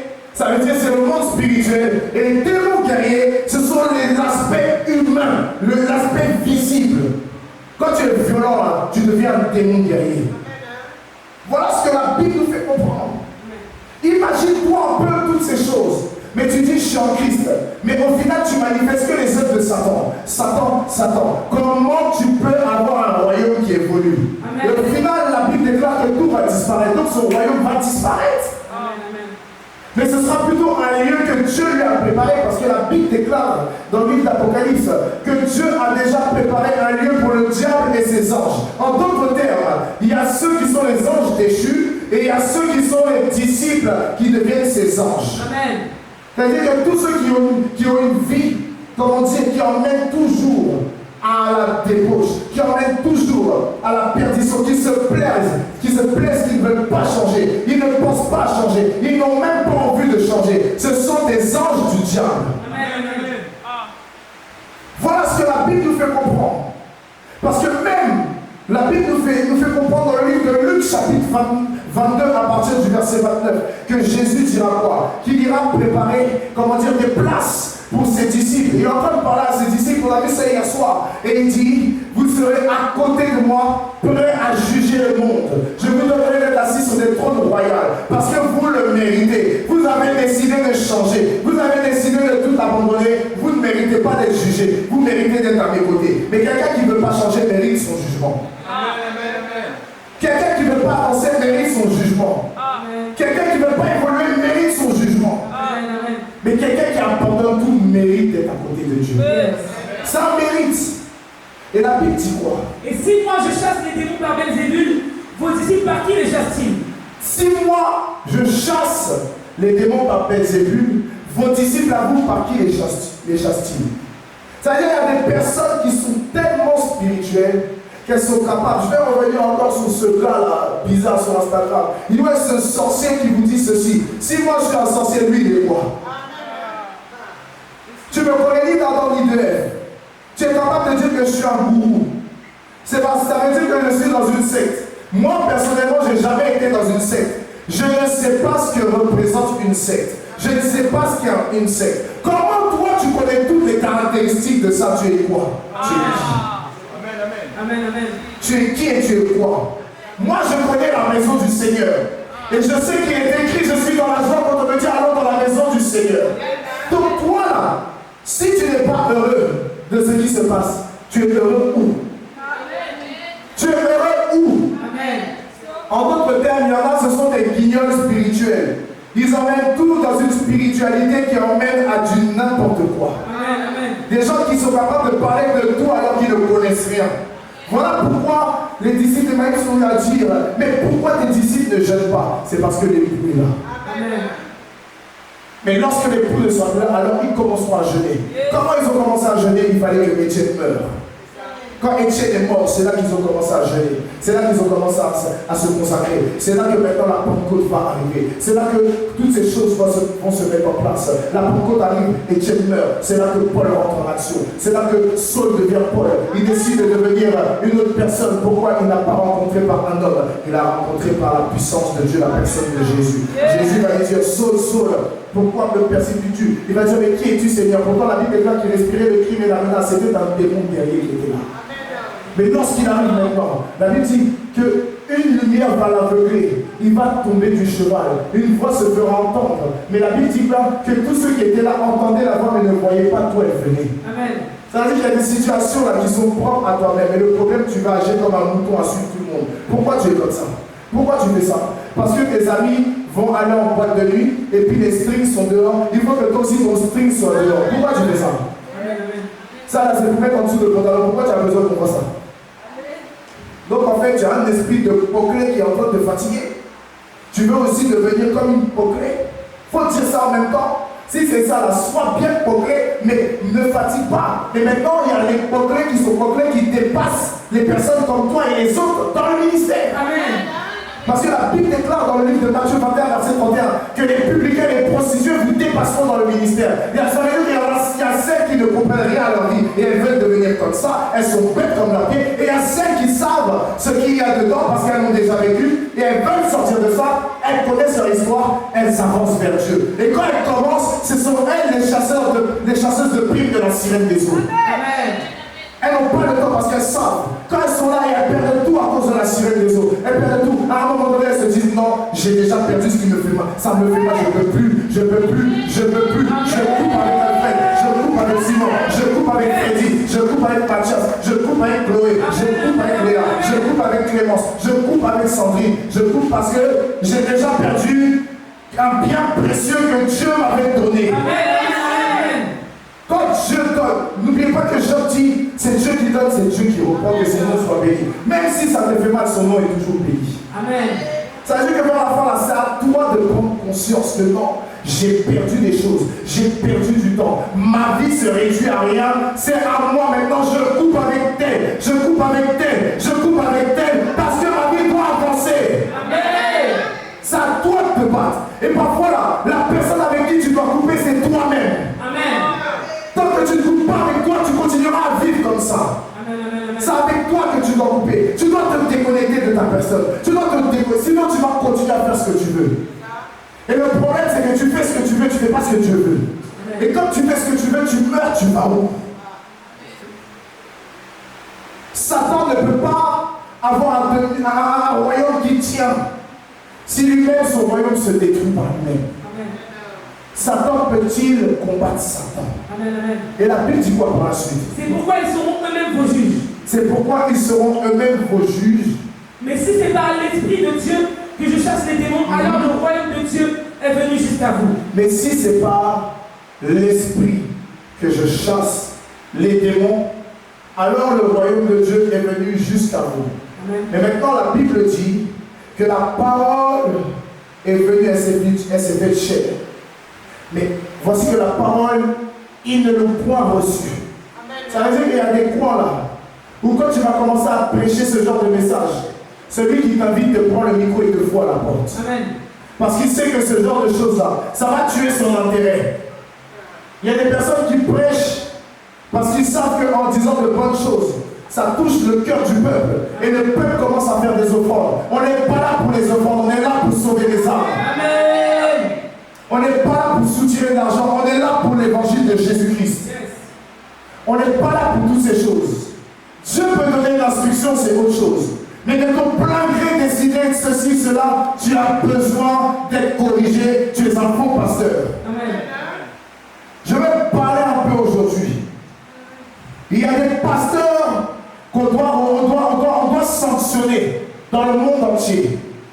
Premièrement, les pasteurs qui maudissent. Amen. On doit leur enlever la fonction de prêcher la parole. Amen. Tous ceux qui maudissent sont eux-mêmes des maudits parce qu'ils parlent par la malédiction. Amen. Aucun pasteur n'a le pouvoir de maudire. Amen. Amen. Tu es qui même pour pouvoir maudire? Tu maudis l'enfant de quelqu'un, peut-être que tu n'as pas d'enfant, mais demain quand tu auras des enfants, on va maudire aussi tes enfants. Quand on va maudire tes enfants, on va voir la réaction que tu auras. En d'autres termes, ça va même plus dans une histoire de spiritualité, c'est une question de savoir-vivre. Tu ne peux pas maudire l'enfant des gens. Tu n'as aucun droit de maudire l'enfant de quelqu'un. Sinon, tes propres enfants seront le résultat de la malédiction que tu as lancée. C'est pour ça, si j'entends un pasteur que j'ai consacré en train de maudire, je te mets à la porte. Je te mets à la porte. Parce que moi, on ne m'a jamais appris à maudire. Même l'église où j'étais, ça parlait matin, midi, soir en malédiction. Mais j'ai jamais avalé ce langage parce que la parole de Dieu dit ne maudissez pas, mais bénissez. On était dans une église où on prie contre les personnes qui sont parties de l'église et on réclame la mort dans leur vie. Je ne priais jamais pour ça. Tu vas déclarer la mort sur les rebelles. Jamais de la vie. Pour que demain, moi, je puisse mourir. Jamais. Si les gens se plaisent et suivent comme des moutons, moi, je ne disais pas ça. Et quand on disait ça, je vais vous dire la vérité à la chair. Je dis, Seigneur, je ne me sens pas concerné par ça. Amen. Seigneur, c'est pas ce que ta parole dit. Si les gens partent de l'église, ils veulent mal partir, c'est leur problème. Ça ne fait pas de des personnes maudites, c'est toi qui vas les maudire. Aucun homme ne peut maudire ce type de personnes. Amen. C'est toi qui les maudis parce que les conséquences de leur vie amènent la malédiction. Amen. Mais aucun homme n'a le droit de maudire. Je ne me sens pas concerné par ça. C'est pour ça que je vais vous dire, quand vous quittez une église, là, partez bien. Amen. Partez en paix, sinon la malédiction vous accompagne effectivement. Parce que vous serez mal parti. La bénédiction ne vous a pas accompagné. On ne vous a pas béni avant de partir. Vous êtes parti comme ça. Et les problèmes se multiplient dans vos vies. Vous perdez de vue l'évangile et vous n'avez en vue que le paganisme, le désordre, le paganisme, les hérésies. C'est comme ça que vous vous mettez sur les réseaux sociaux à dire des doctrines étranges, des doctrines de démons qui ne viennent pas de la Bible. Vous êtes capable de parler des livres apocryphes alors que ce n'est pas dans la Bible. Vous avez besoin d'être délivré. Des pasteurs qui maudissent, des pasteurs qui frappent délibérément comme ça, il vient vers toi et puis boum, il te gifle et puis tu parles, il dit tu fermes ta grande gueule, sinon je te frappe encore plus. Moi j'ai vu ça de mes propres yeux. Il y a des petits ici, des potes, mais quand les potes là, on rigole. Parce qu'un pasteur n'a pas le droit de manquer de respect à quelqu'un. Il peut être dur, mais il ne doit pas être dans l'humiliation. Il peut être dur. Il y a une différence entre être dur, parce que quand on est dur, il y a l'aspect spirituel qu'on appelle le brisement. Mais Comme maintenant, ça devient de l'humiliation, c'est de la méchanceté. Ça là, c'est de la méchanceté. De tels pasteurs ne peuvent pas prêcher l'évangile. Ils doivent encore s'asseoir et apprendre.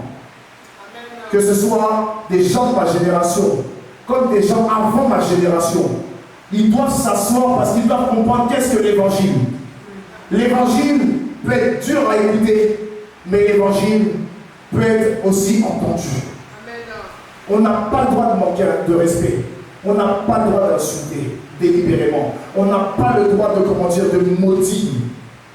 Parce que ces choses-là emmènent une destruction du ministère. Amen. Et qu'est-ce que dit la Bible? Ou encore, comment quelqu'un peut-il entrer dans la maison d'un homme fort et piler ses biens s'il n'a pas d'abord attaché cet homme fort?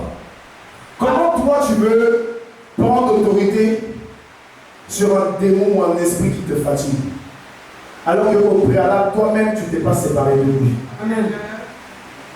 Tu ne peux pas aller chasser un esprit que toi-même, tu es fatigué ou tu le fréquentes. C'est pas possible. Amen. La repentance emmène à être pardonné. La repentance amène à être pardonné. Mais tes actes emmènent à être délivré. Est-ce que quelqu'un peut comprendre? Amen. La repentance emmène à être pardonné. Amen. Mais les actes emmènent à être délivrés. Amen. C'est comme tu peux passer le temps dans le jeûne. Tu jeûnes. Mais après, de ta propre bouche, il y a certains contextes que tu sors. Il y a certaines choses que toi-même tu es capable de dire. Et ensuite, tu te plains qu'il y a un blocage au niveau de toi.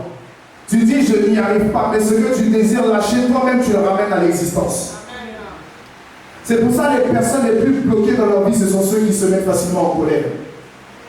Les personnes colériques sont les personnes qui créent le plus de blocage dans leur vie. Surtout celles qui sont impulsives. Parce qu'il y en a qui sont colériques, mais qui arrivent à le garder dans leur gorge. Mais il y en a là, c'est obligé, ils doivent parler. S'ils n'ont pas parlé, là, ils ne sont pas contents. Ils font du mal, ils s'en foutent tant qu'ils ont parlé. Ce sont même les personnes qui sont capables de ramener les démons dans leur vie. C'est comme par exemple nos parents, parfois qui peuvent être là, tu me connais, tu connais cet aspect de moi, et puis tu me cherches. Ce sont des personnes qui bloquent leur propre vie. Amen. Tu me connais.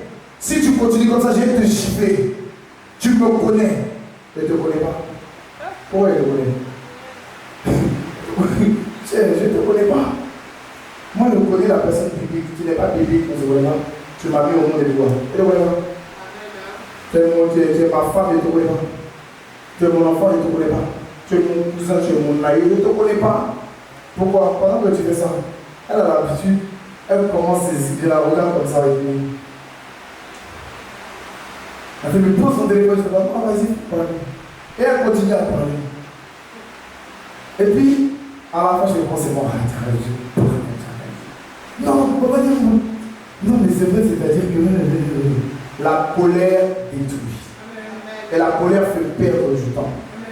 C'est pour ça qu'il ne faut pas se mettre en colère. Arrêtez de vous mettre en colère. Quand vous voyez que la colère arrive, la fléchissez genoux. Amen. C'est-à-dire qu'il y a un blocage qui viendra par vos propres bouches. Amen. Faites attention. Amen.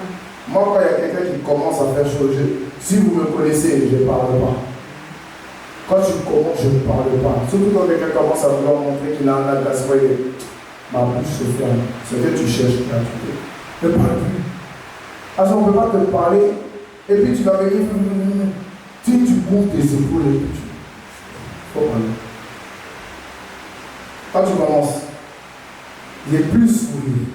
Mon visage est neutre. Là où tu as commencé, si tu es intelligent, tu vas te taire. Mais si tu vas jusqu'au bout, il faut aller jusqu'au bout.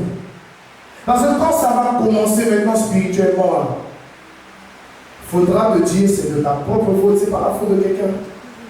C'est pour ça que parfois là, il est mieux de laisser couler les choses. Parce que tu penses avoir un droit légal de parler, sauf que, en fait, spirituellement parlant, là, tu n'as pas le droit de parler. Tu n'as pas, même si tu dis que tu as une certaine raison, tu n'as pas le droit de parler parce que les conséquences, elles sont au-dessus de toi. La Bible dit qu'il donne à chacun selon sa capacité. Quand tu sais que tu es sur le point de perdre tes moyens, c'est que ce qui arrive après là, tu ne peux pas gérer. Tais-toi. Amen. Tais-toi. Sinon toi-même tu vas gâter ton affaire. Amen. Regarde combien de choses tu as loupé dans ta vie parce que tu n'as pas su te maîtriser. Amen. Tais-toi. Reste calme. Ne parle pas. Ça fait mal, c'est pas grave. Quand tu te retrouves seul, il faut pleurer. C'est pas grave. Quand tu vas pleurer là, tu seras peut-être encore fâché. Il faut parler à Dieu. Seigneur, moi je ne comprends pas. Tu voulais parler, non? Voilà, il faut parler. Amen. Et puis il y a un lieu précis, va dans ta chambre. Amen. Ça veut dire qu'il ne faut pas fatiguer le monde. On n'a pas besoin de t'entendre. Va dans ta chambre. Amen. Et là, il faut parler. Amen. Comme on dit à il faut comment. C'est comme les gens ils disent dans leur musique là. Ils sont là à Kouma. On ne dit pas Kouma, on dit Kouma. Faut Kouma. Ça veut dire qu'il faut parler. Mais tu es là, tu dis, non mais moi, t'as la vie de ma mère, tu crois que je comprends moi, la vie de ma mère. Demain là, quand tu vas te trouver à regarder fesses de garçon, il ne faut pas te demander. Oh, tu crois que moi je suis un pédé. Les yeux vont te trahir. Ça a commencé quelque part, ton vilain langage. Tu es là toujours à parler. Vous ne savez pas que les mots aussi emmènent des conséquences dans la vie. Tu es là comme ça et puis un jour comme ça, tu ne sais pas pourquoi toi tu es le garçon, tu es censé être le. Et puis tu as des pensées de là. Tu es là. Je le trouve mignon. C'est quoi ça? C'est là maintenant, au lieu de parler de cours, tu dis ouais, tu dis, mais elle est douce, elle est tout, et puis tu t'en rends pas compte. Tellement c'est sous toi. Tu es tout en fait. C'est comme un grand de mon quartier, là, ils l'ont frappé à cause de ça. Je devais avoir 15 ans. Et puis on était assis au devant de la cité. Et quand tu es assis au devant de la cité, c'est que tu as envoyé. Et maintenant on est avec l'écran, et puis il y a un gars, je ne vais pas dire son prénom. Il voit un gars passer avec une veste en cuir, un jean Levi's et des Timberland, on dirait un mec de la BAC. Et puis il dit, tiens, il est bon lui. Quand il a dit ça, il y a eu un silence. Et ils nous ont dit, vas-y, partez d'ici, partez d'ici. Ils l'ont ramené dans une cave.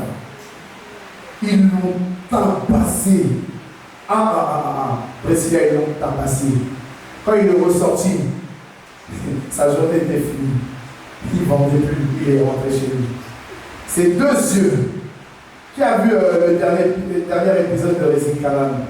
Qui a vu l'œil de Canaan? Ces deux yeux comme ça. C'est chaud. Il était comme ça, il ne pouvait pas.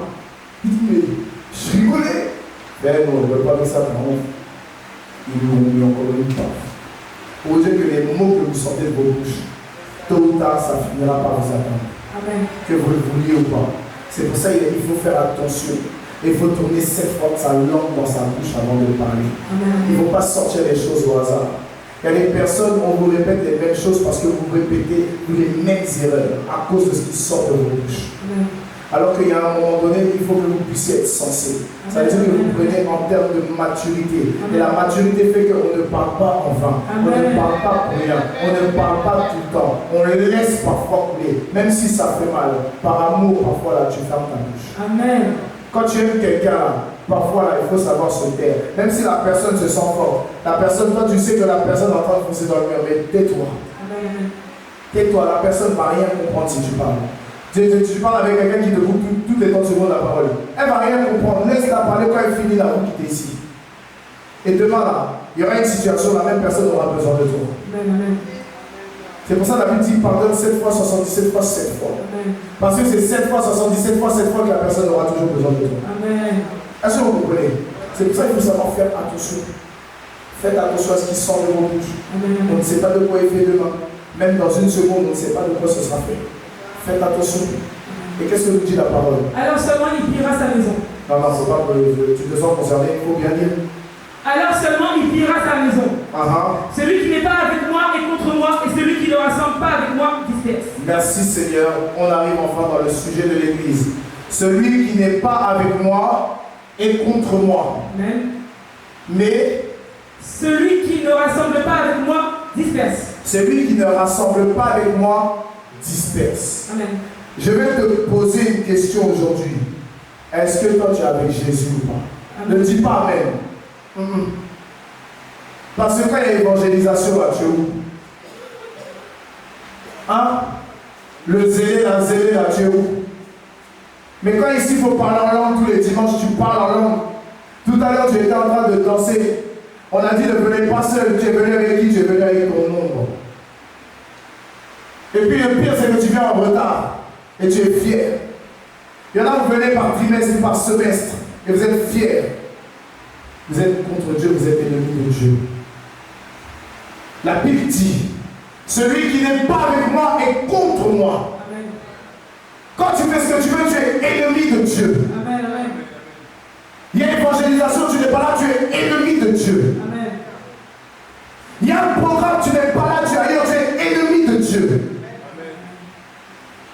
Et encore on dit juste de Dieu, sinon tu es même ennemi de l'église de Dieu. Parce que tu n'es jamais concerné quand il y a quelque chose en rapport avec Dieu. Tu es ennemi de Dieu. Et qu'est-ce que la Bible dit? Et celui qui ne rassemble pas avec moi disperse. Celui qui ne rassemble pas disperse. Je vais vous prendre juste pour toucher vos oignons. Je vais vous prendre un exemple. On doit payer la salle. Il y en a qui s'assoient pour parler de ça tout le temps. Vous êtes des sorciers incarnés en enfants de Dieu. Comment toi tu viens dans un lieu et puis toi on te dit maintenant qu'il y a des charges à payer, tu ne te sens jamais concerné, tu vas te plaindre même dehors. Tu es un sorcier déguisé. Tu es une sorcière déguisée. Sinon il y a des personnes qui sont là. Oui, tous les mois. C'est comme si c'est un message qui est déjà préparé pour telle date. Au même jour, chaque mois. Désolé, mais pour moi ce sera compliqué. Mais on t'attend. Est-ce qu'on même on te demande encore quelque chose? Puisque toi tu t'en fous de Dieu. Tu t'en fous, tu es déjà ennemi de Dieu. Donc ton cas ne nous intéresse pas. Parce que c'est de toi qu'on doit se méfier. Celui qui n'est pas avec moi est contre moi. Amen. Tu n'avances rien pour l'avancement, pour l'œuvre de Dieu, mais tu t'attends à ce que Dieu fasse pour toi. Tu es déjà son ennemi. Comment lui va aider son ennemi? La Bible dit que Jésus est à la droite du Père et il intercède. La seule chose que Dieu peut faire au travers de Jésus, c'est de prier pour toi. Amen. Sinon, il va te donner quoi? Il va te donner quoi? Dieu va faire quoi pour toi? Puisque toi-même, tu ne te sens jamais concerné. Tu n'es jamais heureux quand l'œuvre de Dieu avance. Tu es quoi? Tu es qui? Amen. Quand Dieu commence à faire de grandes choses, c'est toi qui es énervé. Regardez par exemple, on a des gens dans nos églises là, qui viennent, et des fois ils occupent les premières rangées, et puis c'est eux, ils sont toujours fâchés, c'est eux qui sont toujours fatigués. Quel esprit t'anime quand tu es là? Amen. C'est-à-dire que Amen est toujours de derrière. Et puis eux, ils sont là, regarde, je dis, regarde, il est comme ça. Il est facile. Quel esprit vous accompagne quand vous venez ici? Amen. Vous venez là tout à l'heure, vous étiez bouillant en train de jouer. Pourquoi vos yeux sont lourds? Amen. Amen. Voilà, le diable passe toujours par cette personne pour emmener la lourdeur pour que ça aille partout dans l'église. Amen. Parce que dans leur cœur, la première chose, ce n'est pas Jésus. La première chose, c'est eux. Amen. Il n'y a rien de Jésus. Tout ce qui compte, c'est que Dieu les bénisse, qu'il rende témoignage. Mais quand il s'agit de l'œuvre de Dieu, ils ne se sentent pas concernés. Ce sont des tueurs de vision, des tueuses de vision. Mais ceux qui ont la foule, ils ne dorment jamais à l'église. Ils ne sont jamais fatigués à l'église. Ceux qui dorment sont déjà vaincus. Amen. Ce sont les vaincus qui dorment à l'église. Les vainqueurs sont toujours motivés. Amen. Les vainqueurs sont toujours vivants. Les vainqueurs sont toujours portables à recevoir la bénédiction. Mais la plupart des vaincus, c'est ceux qui jouent les spirituels. C'est ceux qui sont là. Il faut comme s'ils examinent la parole alors qu'ils ne comprennent rien. Tellement ils comprennent rien, tu vas leur dire 3 plus 3, ils vont dire 7. Mais c'est eux qui comprennent tout. Ils ont besoin de délivrance. Amen. Et ensuite, quand il y a comment dire, Satan qui vient chatouiller leur narine, ils apparaissent. On est aussi fatigué. Hein, c'est les gars, on veut dormir. Quand tu nous racontes ton histoire, aussi on a un esprit de lourdeur. On est lourd. On devient même sourd. Puisque tu es sourd et lourd quand il s'agit de la parole,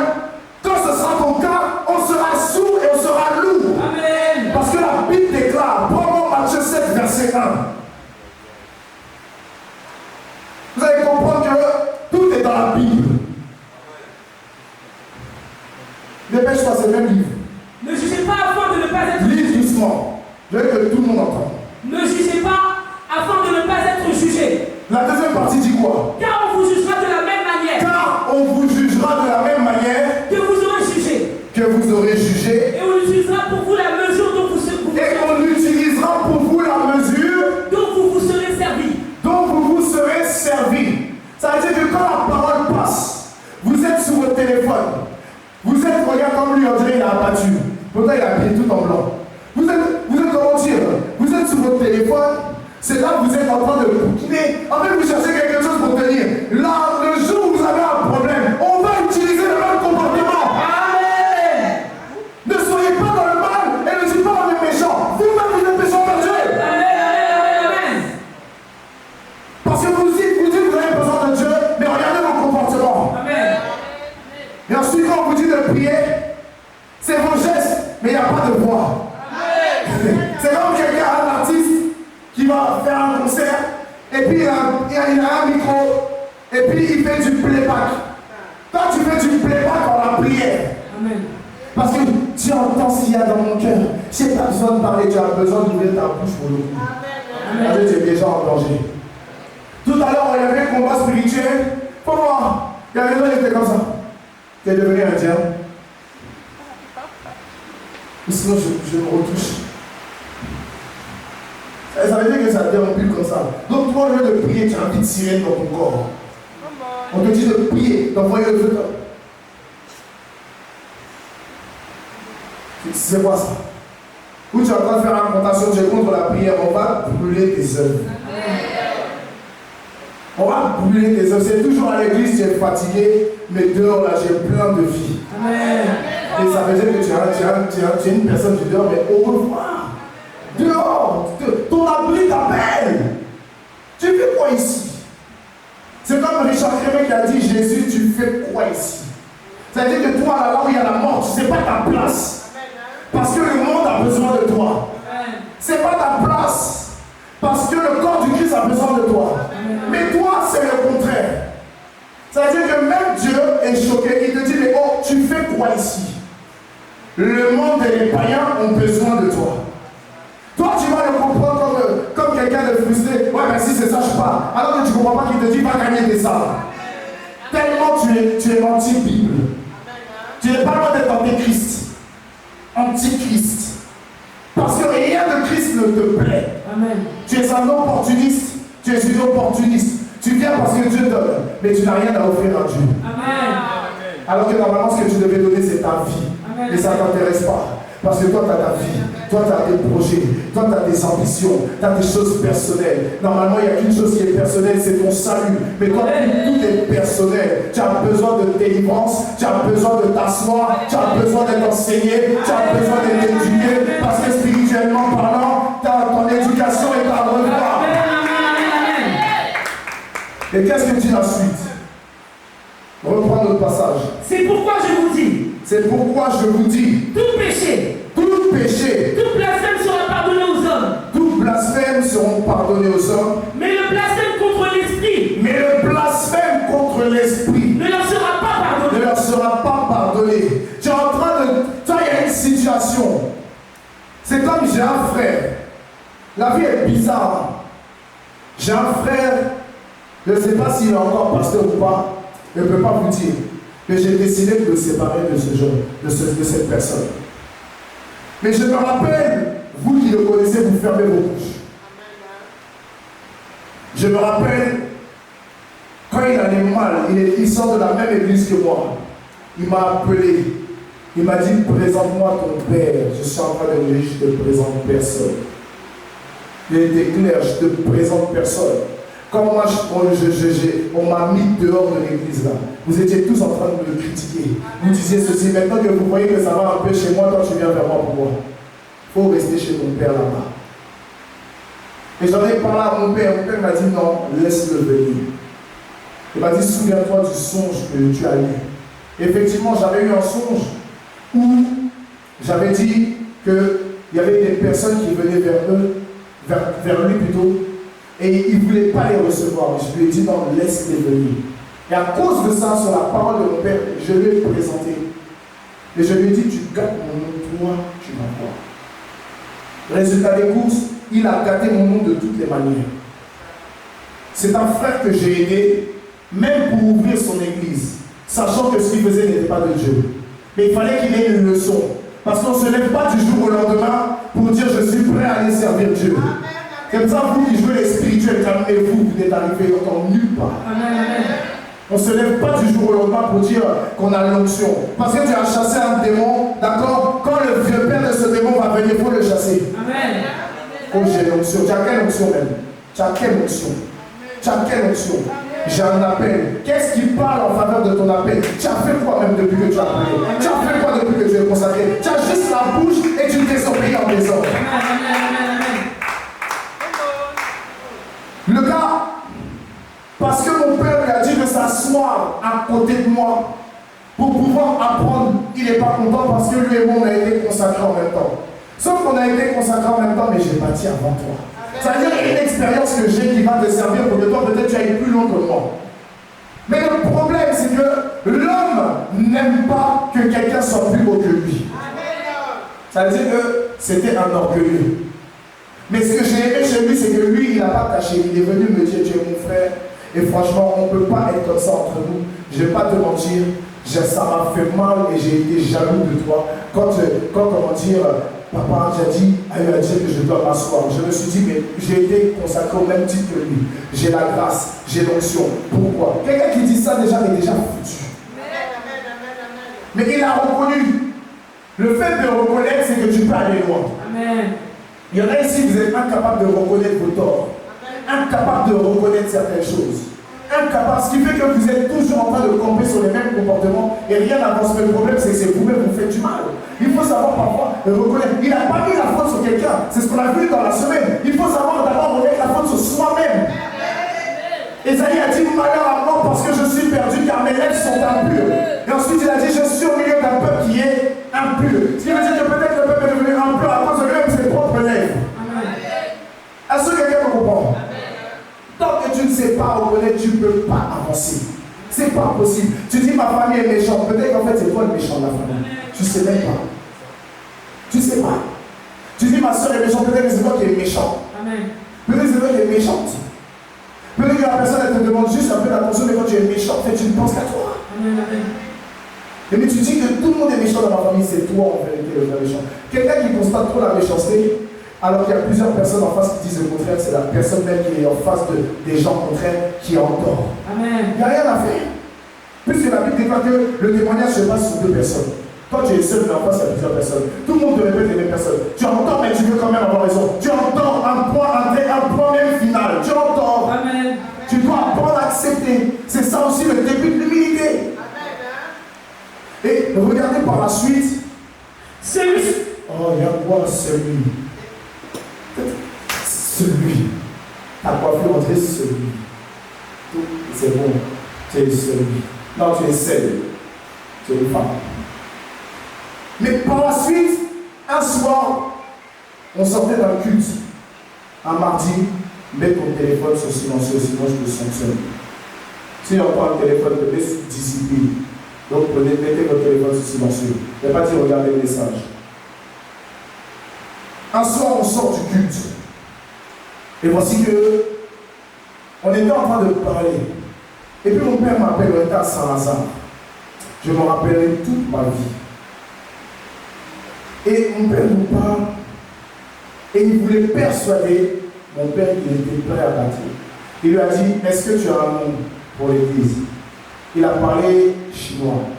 Est-ce que tu as un verset biblique rattaché à ton appel? Il a parlé latin. Est-ce que tu as déjà une stratégie pour commencer?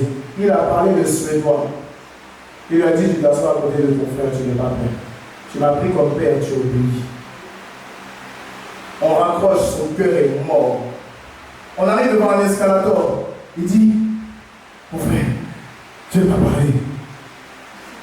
Je viens de me donner le nom de l'église. Il vient de me donner le verset biblique.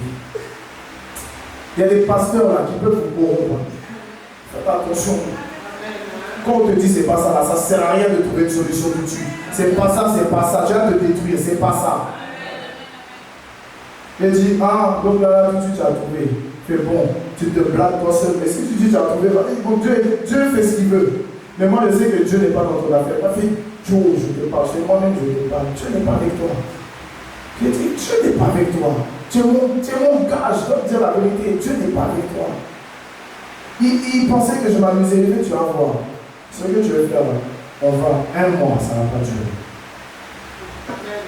On rappelle mon père dit, papa, ton fils a été touché par la révélation de la grâce de Dieu. Il a reçu le nom, papa dit, c'est des conneries. C'est ça, un plaisir. Il dit, papa, non, il faut l'écouter jusqu'au bout. Ah, peut-être que c'est Dieu qui a dit, quel Dieu? Mon Jésus là. Et il me dit, papa, il ne faut pas commencer. Hein. Il dit, papa, je suis ton fils. Il dit, non, quand tu fais ça là, je te considère comme un orphelin. Il dit, jamais. Il dit, alors retire, il dit, je retire. Et puis on a rigolé comme ça. Et puis, après, je lui passe. Il dit, tu as les qualités de l'esprit, mais le diable peut te pousser à séduire. Et lui, il n'a pas compris qu'en fait, quand il nous parlait, il essayait de nous séduire. Sauf que comme nous, on a la parole de Dieu, on sait discerner ce qui vient de Dieu et ce qui ne vient pas de Dieu. C'est comme parfois quand des gens ici me disent Dieu m'a mis à cœur. Dieu t'a pas mis à cœur, c'est toi qui t'es mis à cœur. Parce que quand tu commences, ça gâte. Pourquoi ça gâte? Ça gâte. Pourquoi? Parce que vers la fin, Dieu ne t'avait rien dit. Et je lui ai dit, si vraiment c'est de Dieu, quand on rentre là, il n'y aura pas de soucis. On rentre dans le train. On tombe sur des gens de l'ancienne église où on était. Moi, on me voit. Il y en a qui me dépassent, ils ne me disent pas bonjour parce qu'ils sont endoctrinés. Donc, ils me dépassent, on fout. Et, arrête. Et puis, dans ça là, ce qui va se passer, c'est qu'il y a une maman. Elle ne lâche pas le steak. C'est la grande sœur de la maman pasteur. Elle dit, j'ai failli dire le nom. Elle dit, toi, tu es un sorcier, tu es méchant et tu es vaincu devant tout le monde dans le train. Et moi, je regarde mon téléphone et je dis, aïe, je fais, maman, fais non, toi, je n'ai jamais eu de problème avec toi. Toi, peu importe ce que les gens disent, tu as besoin de moi, je suis là. Toi, mais lui, on est sorti du train. Non, pas qu'on est sorti. Quand ils sont partis, ils disent, tu es sûr que tu dois servir Dieu. Je lui ai dit, tu es sûr, toi là. C'est pas si qui est là, tu es pas. Non, rien ne m'empêchera de servir Dieu. Il a fait son culte à cause de quoi je lui ai avancé l'argent. Moi, quand il s'agit de Dieu là, je ne suis pas quelqu'un qui a l'argent gardé dans la poche. Quand il s'agit de Dieu, ce n'est pas comme certains ici. Moi, quand il s'agit de Dieu, là, je suis prêt même à tout mettre. Parce que c'est à lui qu'appartient l'or et l'argent. Il y en a, vous volez Dieu et vous êtes fiers. Vous bâtissez avec ce que vous devez donner à Dieu et vous pensez que ça va prospérer. Ça ne va jamais prospérer. Tu voles Dieu, tu fais des projets. Ça ne va jamais prospérer. J'ai partagé hier quelque chose, je crois, au pasteur. Du pasteur Mohamed Sanogo. Il y a quelque chose, on ne joue pas avec la dîme. Vous qui jouez avec la dîme, c'est pour ça que vos vies sont ridicules. On ne joue pas avec la dîme. Vous mentez sur la dîme. Des fois, vous ne donnez pas la dîme. Vous donnez ce que vous voulez. C'est un don. Vous n'avez pas fait la dîme. Et derrière, quand il y a des problèmes dans vos vies, vous pensez, allez vous asseoir et allez lire la Bible. Ananias et Saphira sont morts parce qu'ils ont retenu une partie du butin. Vous pensez que Dieu est trop bête. Dieu révèle toutes choses. Et il y a même des personnes où Dieu ne veut même plus qu'on intervienne parce que c'est lui qui va s'occuper. C'est-à-dire qu'il y a des moments où on ne vous parle plus là. C'est là même que vous devez vous sentir en danger. Parce que quand Dieu va se lever, on ne sait pas quand il va se lever, mais quand il se lève, parce qu'il n'aime pas ceux qui ne respectent pas ses principes. Quand il se lève, La Bible dit que tout se disperse. Et c'est une chose terrible de tomber entre les mains du Dieu vivant. Vous trois là, relevez vos têtes. Vous-même, vous êtes les premiers concernés. Et vous ne prenez même pas vos tirs et c'est vous avez vos têtes précis. Donc dans ça, il faut faire attention. On arrive à son premier culte. Il y en a qui m'ont accompagné là-bas, c'était au projet.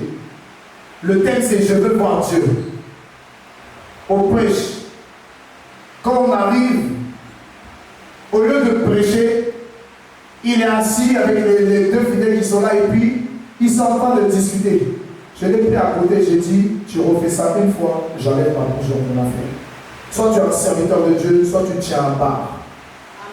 Il m'a dit comment ça, je fais, tu n'as pas à faire ça avec les fidèles. Même si vous n'êtes que deux, vous priez. Un jour j'étais seul. Qui a connu Patricia ici? Qui a connu Patricia? Levez vos mains. Voilà, vous vous rappelez de Patricia? Un mardi, on n'était que elle et moi à l'église, il n'y avait personne. On n'est pas parti, elle a fait toute l'après-midi avec moi. Tu vois la paire de Jésus que je t'ai passée là? C'est ce jour-là que je l'ai acheté. Elle était là avec moi. On est allé à l'église. Quand on est rentré dans l'église, discussion est terminée. On a prié tout le culte. On a prié, j'ai prêché. On a prié pour la fin, on est parti. Quand tu es dans la maison du Seigneur, le temps de Dieu, c'est le temps de Dieu. Tu n'as pas le droit d'être là en train de discuter. Tu es venu pour faire quelque chose, l'œuvre de ton Père. Tu n'as pas le temps. Le second culte, c'était j'ai vu Dieu. Dieu s'est manifesté puissamment là-bas. Après ce culte, il n'y a plus d'église. Le pasteur avec qui j'avais mis en relation, celui qui nous a donné même la salle ici, il m'appelle et dit mais je ne comprends pas, je n'ai pas de nouvelles de l'homme de Dieu et tout, tu m'avais dit qu'il était réglo. Je lui ai envoyé un message. Il dit, le pasteur vient de m'appeler. Il ne faut pas que tu vas commencer à faire ce que je pense. Parce que ça ne va pas me plaire. Et d'ailleurs, mon argent est où? Parce que ça devait juste avancer comme toi tu devais poser ton action par rapport au ministère. À ma grande surprise, parce que moi, je ne flippe pas les gens. Quand tu sais que tu dois faire quelque chose sur ton ministère, tu sais que tu as des actions à poser. Tu n'es pas fidèle lambda. Mais tu vas agir comme un fidèle, je m'en fous de toi. Ne m'occupe, je passe à quelqu'un d'autre. Parce que tu es censé être une personne qui est logique et qui comprend les choses des Écritures, tu es sacrifié. Mais je vais faire comme tu veux, je m'en fous de toi. On n'a plus le même langage. Je vais faire quoi avec toi? On n'a pas le même langage. Qu'est-ce que moi je vais m'attarder à rester avec toi? Tu vas m'apporter quoi qui va avancer le royaume? Ça ne m'intéresse pas. Moi je mange qu'avec des personnes qui respectent les principes. Parce que moi je respecte les principes. Tu ne respectes pas les principes, Dieu va permettre qu'on ne puisse pas marcher ensemble. Ce n'est pas possible. Et le gars, à ma grande surprise, l'offrande qu'il devait faire, il ne l'a jamais faite. Mais au lieu de faire ça, il est parti acheter un Apple Watch et puis une trottinette. Moi-même, j'étais dépassé. Il vient, il me rend moi mon argent, mais ce qui doit à Dieu, là, il ne donne pas. Donc tu peux faire l'homme à Dieu. Toi qui es homme de Dieu. C'est comme plusieurs ici, vous pouvez mettre les hommes à Dieu. Vous ne dépensez plus chez les hommes que chez Dieu. Mais vous dites que vous êtes des hommes de Dieu. Vous êtes des hommes des hommes. Vous n'êtes pas des hommes de Dieu. Sinon, c'est que vous êtes des faux pasteurs. Parce qu'un pasteur, il respecte les commandements de la parole de Dieu. Amen. Il respecte. Quand il n'a pas de situation, il se bat pour avoir une situation pour être en règle devant Dieu. Amen. Parce qu'il est sacrifié. C'est-à-dire qu'il n'est pas là pour se reposer. Sa vie est tout un sacrifice. Amen. Et par la suite, il a disparu. J'ai été obligé d'aller voir le pasteur pour lui demander pardon parce que c'est moi qui lui ai présenté. Et à cause de ça, je n'ose même plus lui présenter quelqu'un. Même parfois, il me demande si je ne connais pas des personnes qui cherchent une salle. Je lui dis, je ne sais pas, je vais voir. Pourquoi? On m'a mis la honte une fois. 2 fois, ça peut détruire ma relation. C'est pour ça qu'on ne parle pas avec tout le monde. On ne s'arrête pas avec tout le monde. On ne dit pas certaines choses devant tout le monde. Parce que ces personnes, elles ont la langue pendue. Quand tu n'es pas là, elles sont capables de parler. De telles personnes, tu ne dois pas t'arrêter avec elles. Ce sont des tueurs de vision. Et par la suite, au jour d'aujourd'hui, il a voulu bâtir dans une autre église. Mais dans l'autre église, il est venu me demander de l'aide, alors qu'en fait, il a fait des dégâts. Il a fait des dégâts jusqu'à il va y avoir 3 divorces. Il a fait des dégâts extraordinaires. Il a promis le mariage à plusieurs sœurs en même temps. Dans l'église qu'il a ouverte, il a fait que au moins 15 filles allaient se battre en terre parce qu'il a tous promis le mariage. Et au jour d'aujourd'hui, il est parti se cacher dans une province. Et aujourd'hui, on ne sait même plus si c'est un pasteur. On ne sait plus si c'est comme ci, on ne sait plus si c'est comme ça. Pourquoi? C'est pas la paix qui définit qui tu es. C'est ton sérieux dans ton appel. Il n'y a pas quelqu'un, tous ceux qui ont été consacrés, il n'y a pas quelqu'un qui est trop saint. Mais c'est ton sérieux dans ton service qui peut te sauver. C'est ton sérieux dans ton service qui peut te sauver. C'est ça qui peut faire de toi quelqu'un de sérieux. C'est ça qui peut faire que la rigueur que tu vas mettre dans ton service va t'éloigner du péché. Tu n'auras même plus le péché dans la tête. Tu n'auras même plus toutes ces choses. Mais tant que tu ne prends rien au sérieux là, tu seras toujours conduit vers le péché. Tu seras toujours conduit vers la désobéissance. Et ça entraîne la perdition. Ça entraîne le découragement. Ça entraîne même la rébellion. Sans même que tu t'en rendes compte, tu peux devenir rebelle. Tu peux devenir rebelle. Va au piano, mon petit. Dépêche-toi, s'il te plaît.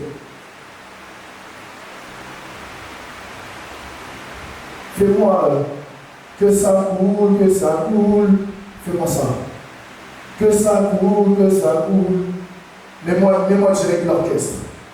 Parce que Dieu est en train d'ouvrir les yeux. Continue maintenant ce que Dieu est en train de te dire. Vas-y, soleil, viens devant. Oui, il vient devant. Dépêchez-vous, mettez-vous devant, mettez-vous à genoux. Dépêche-toi. Va en rire. Dépêche-toi. Prends-moi la suite. Celui qui parlera contre le Fils de l'homme, cela lui sera pardonné. Celui qui parlera contre le Fils de l'homme, cela lui sera pardonné. Cela lui sera pardonné. Mais celui qui parlera contre l'Esprit, le Saint-Esprit, mais celui qui parlera contre le Saint-Esprit, le pardon ne lui sera accordé ni dans le monde présent, ni dans le monde à venir.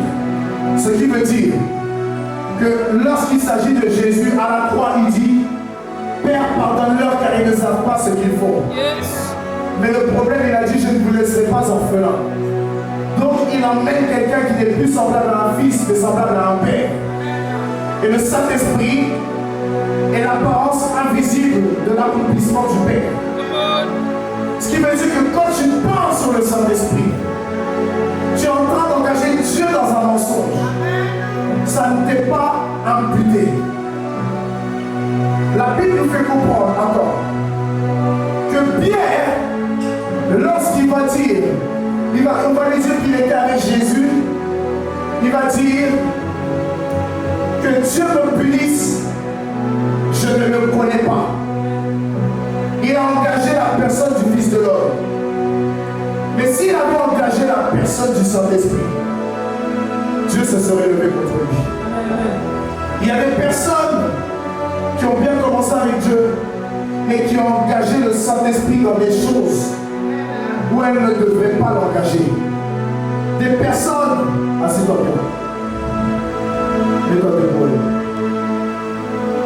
Il y a des personnes qui, lorsque elles se sentent menacées mais qu'elles ne veulent pas perdre la face là, elles sont capables de tout mettre même devant le Saint-Esprit. Alors que vers la fin là, le Saint-Esprit veut juste que tu te taises parfois. Parce qu'il sait de quoi tu es capable. Parce que tu es tellement orgueilleux que tu peux tout faire pour faire comme si Dieu est avec toi alors que Dieu n'est pas avec toi. Et là tu fais de lui ton ennemi premier. Et la Bible nous fait comprendre en Psaume 23. Tu dresses une table face à tes adversaires. Mais à ce moment précis, c'est le Saint-Esprit qui dresse une table face à ses adversaires. Et tu en fais partie. Pourquoi? Tu as engagé le Saint-Esprit là où il ne fallait pas. Et c'est un blasphème.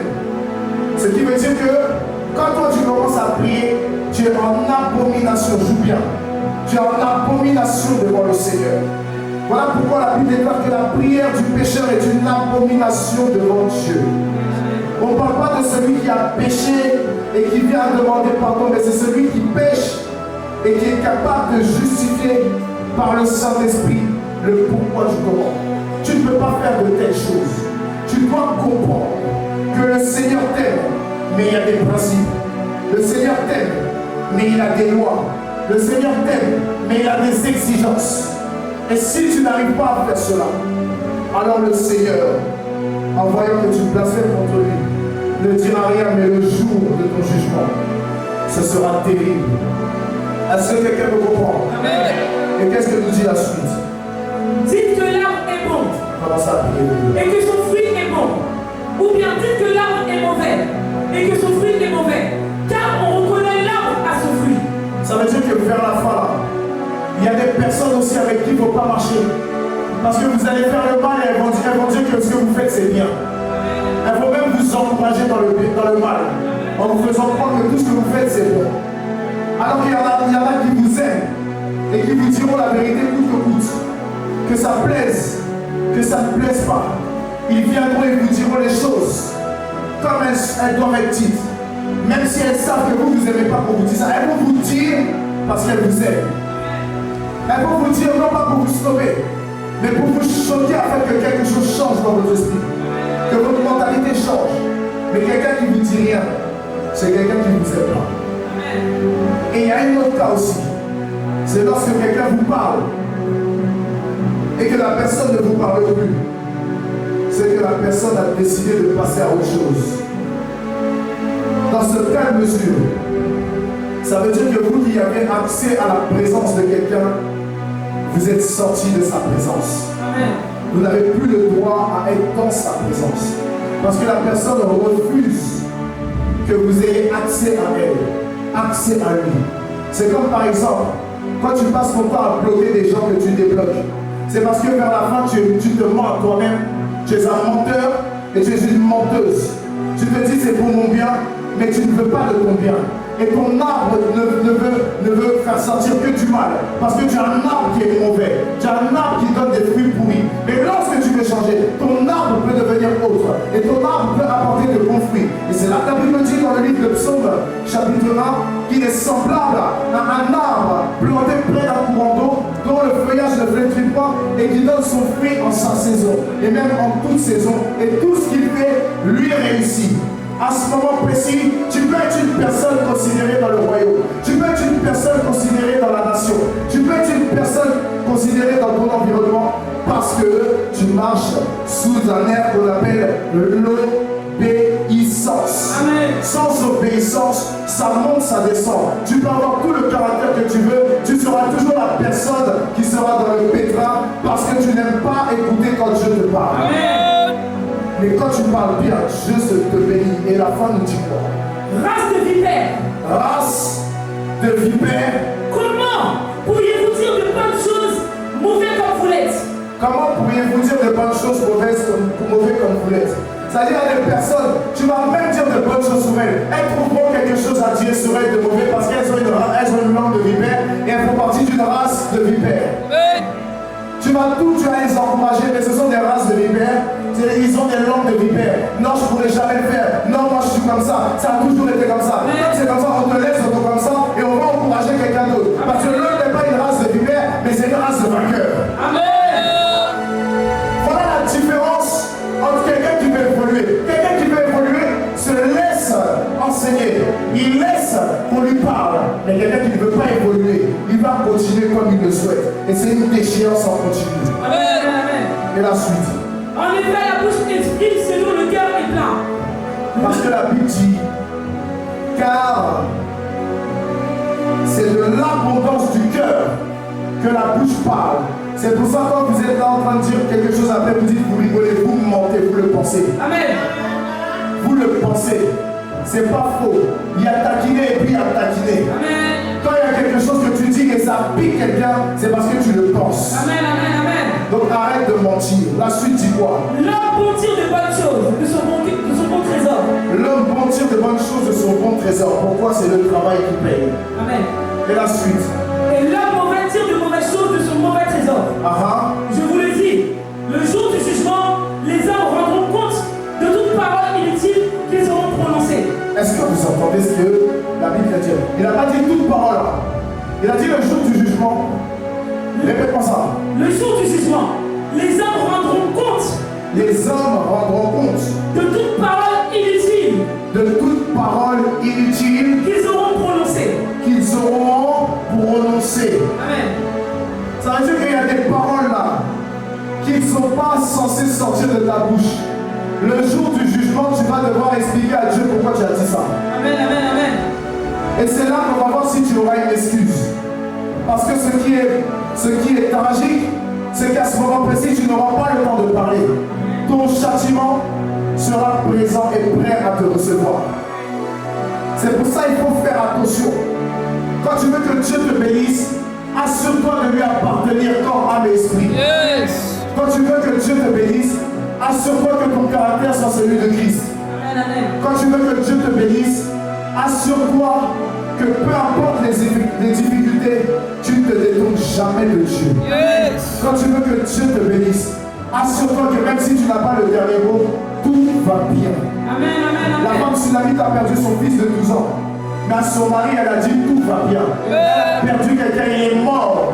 C'est le fils de ses entrailles, il est mort. Mais il dit tout va bien. Toi, tu as un petit bobo, tout va mal. Tout le monde doit savoir que tu vas mal. On s'en fout de ton mal-être. Relève-toi, tu es un dur. Relève-toi, tu es dur. Relève-toi, tu es un champion. Relève-toi, tu es une championne. Arrête de rêvasser. Arrête de bouler. Il y en a marre de tout ça. Il est réveillé. Amen. Réveillez-vous. Amen, amen, amen. Dieu a encore besoin de vous. Vous êtes là en train de pleurer. Ouais, mais moi ça me choque, donc j'ai plus envie d'aller à l'église. Si tu es un faiblard, va là où on va te prendre pour être un faible. Là où on accepte les faibles. Mais en Jésus, on n'accepte pas les faibles. On accepte ceux qui sont faibles, c'est des hommes mais forts. C'est pour ça, médite la parole de Dieu. Et tu auras une puissance que le monde n'a pas. Une puissance que la création attend. Car le monde attend avec un ardent désir. La création est Dieu. On n'a pas besoin d'être plein des chats. On n'a pas besoin d'être plein des chats. On a besoin des vaillants héros. On n'a pas besoin des plein des chats. On a besoin des personnes qui sont rien aux yeux des hommes. Mais que Dieu élève au-devant de nous. Comment dire? Seigneur,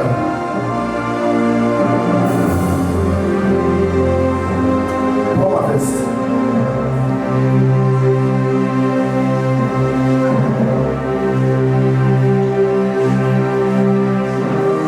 Dans le nom puissant de Jésus, je balaye de leur vie tout obstacle démoniaque, toute œuvre satanique. À partir d'aujourd'hui, toute personne, Seigneur, qui osera les faire détourner de ton chemin, qu'elle soit exposée au-devant de ton trône. Amen. Au nom puissant de Jésus. À partir d'aujourd'hui, par cette huile, sur le chemin de l'appel, Seigneur, nous leur donnons la responsabilité de superviser le département des appels au ministère. À partir d'aujourd'hui, Seigneur, que par cette responsabilité, le sérieux commence à s'accroître. Que tout ce qui était de l'enfant disparaisse. La Bible déclare que lorsque j'étais enfant, je faisais ce qui était des enfants. Yes. David même dira, j'ai été jeune et j'ai vieilli. Aujourd'hui, Seigneur, est un nouveau niveau que tu leur donnes. Que par cette huile, tu produises quelque chose de grand dans leur vie. Yes. Toutes les personnes qui ne les portent pas dans leur cœur, Seigneur, qu'elles soient aveugles à ce que tu veux faire avec elles au nom puissant de Jésus.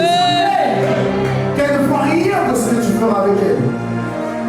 Qu'elles soient semblables aux pharisiens qui ont eu à dire que c'est par Belzébul que toi, Seigneur Jésus, tu faisais toutes choses. Là où on les voyait comme des personnes fatiguées par des esprits dans la vie passée, que ces personnes restent abonnées à cette parole, mais qu'elles ne voyaient pas la gloire de Dieu à venir dans leur vie. Et que tu mettes la différence Yes. entre toutes ces personnes et elles, qu'elles soient présentes comme absentes, Que ce soit des personnes de près comme de loin, dans l'église comme dans la famille, comme dans leurs amis, comme dans la fréquentation, dans leurs environnements, au nom de Jésus. Que par cette huile, les armes spirituelles soient leur partage tous les jours de leur vie. Qu'elles soient armées de la tête aux pieds par le casque du salut, car il est écrit que nos pensées ne sont pas les tiennes. Yes. Par le bouclier de la foi, car il est écrit que la foi vient de ce que l'on entend, et ce que l'on entend vient de la parole de Dieu. Amen. Par la cuirasse de bonté, car la Bible déclare: aime ton prochain comme toi-même. Par l'épée de l'esprit, car il est écrit: je ne suis pas venu apporter la paix, mais l'épée. Amen. Et ce n'est ni par la force, ni par la puissance, mais par mon esprit, dit l'Éternel. Oh yes. Par la ceinture de vérité, car il est écrit: en vérité et en vérité. Et tu as allé plus loin en disant: je suis le chemin, la vérité et la vie. Et par les chaussures qui donnent le zèle pour l'évangile de paix. Car la Bible déclare qu'ils sont pour les pieds de ceux qui annoncent l'évangile.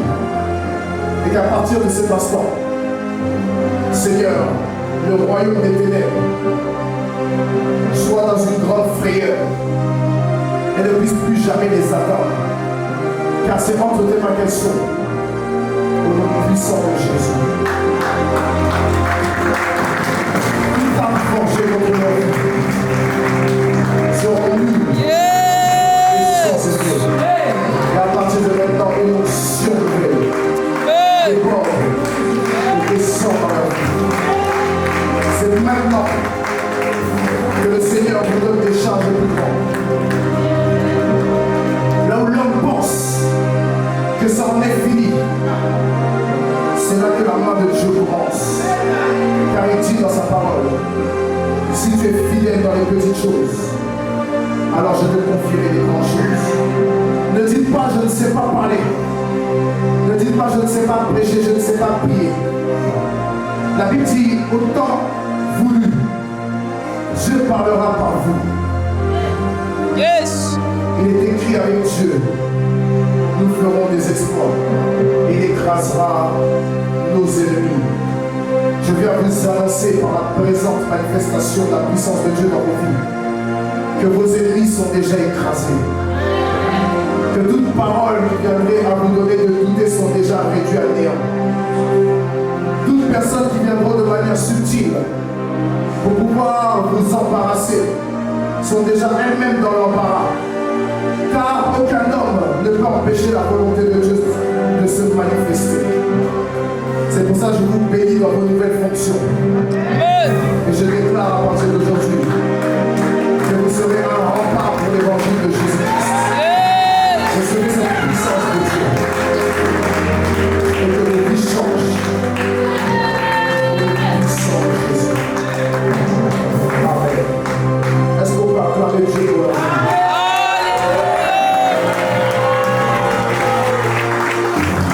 Alléluia.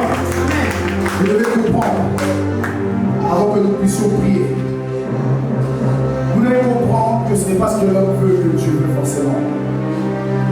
L'homme a une pensée, mais Dieu est le créateur d'une pensée, et lui, il a au-delà de la pensée. Il a ce qu'on appelle la volonté. Et aucun homme ne peut détruire la volonté de Dieu. Ça veut dire que tu vas prier le Seigneur. Non, retour, je vous appelle. Tu vas prier le Seigneur. Et tu vas dire à Dieu: ferme tes yeux. Commence maintenant à penser à toi.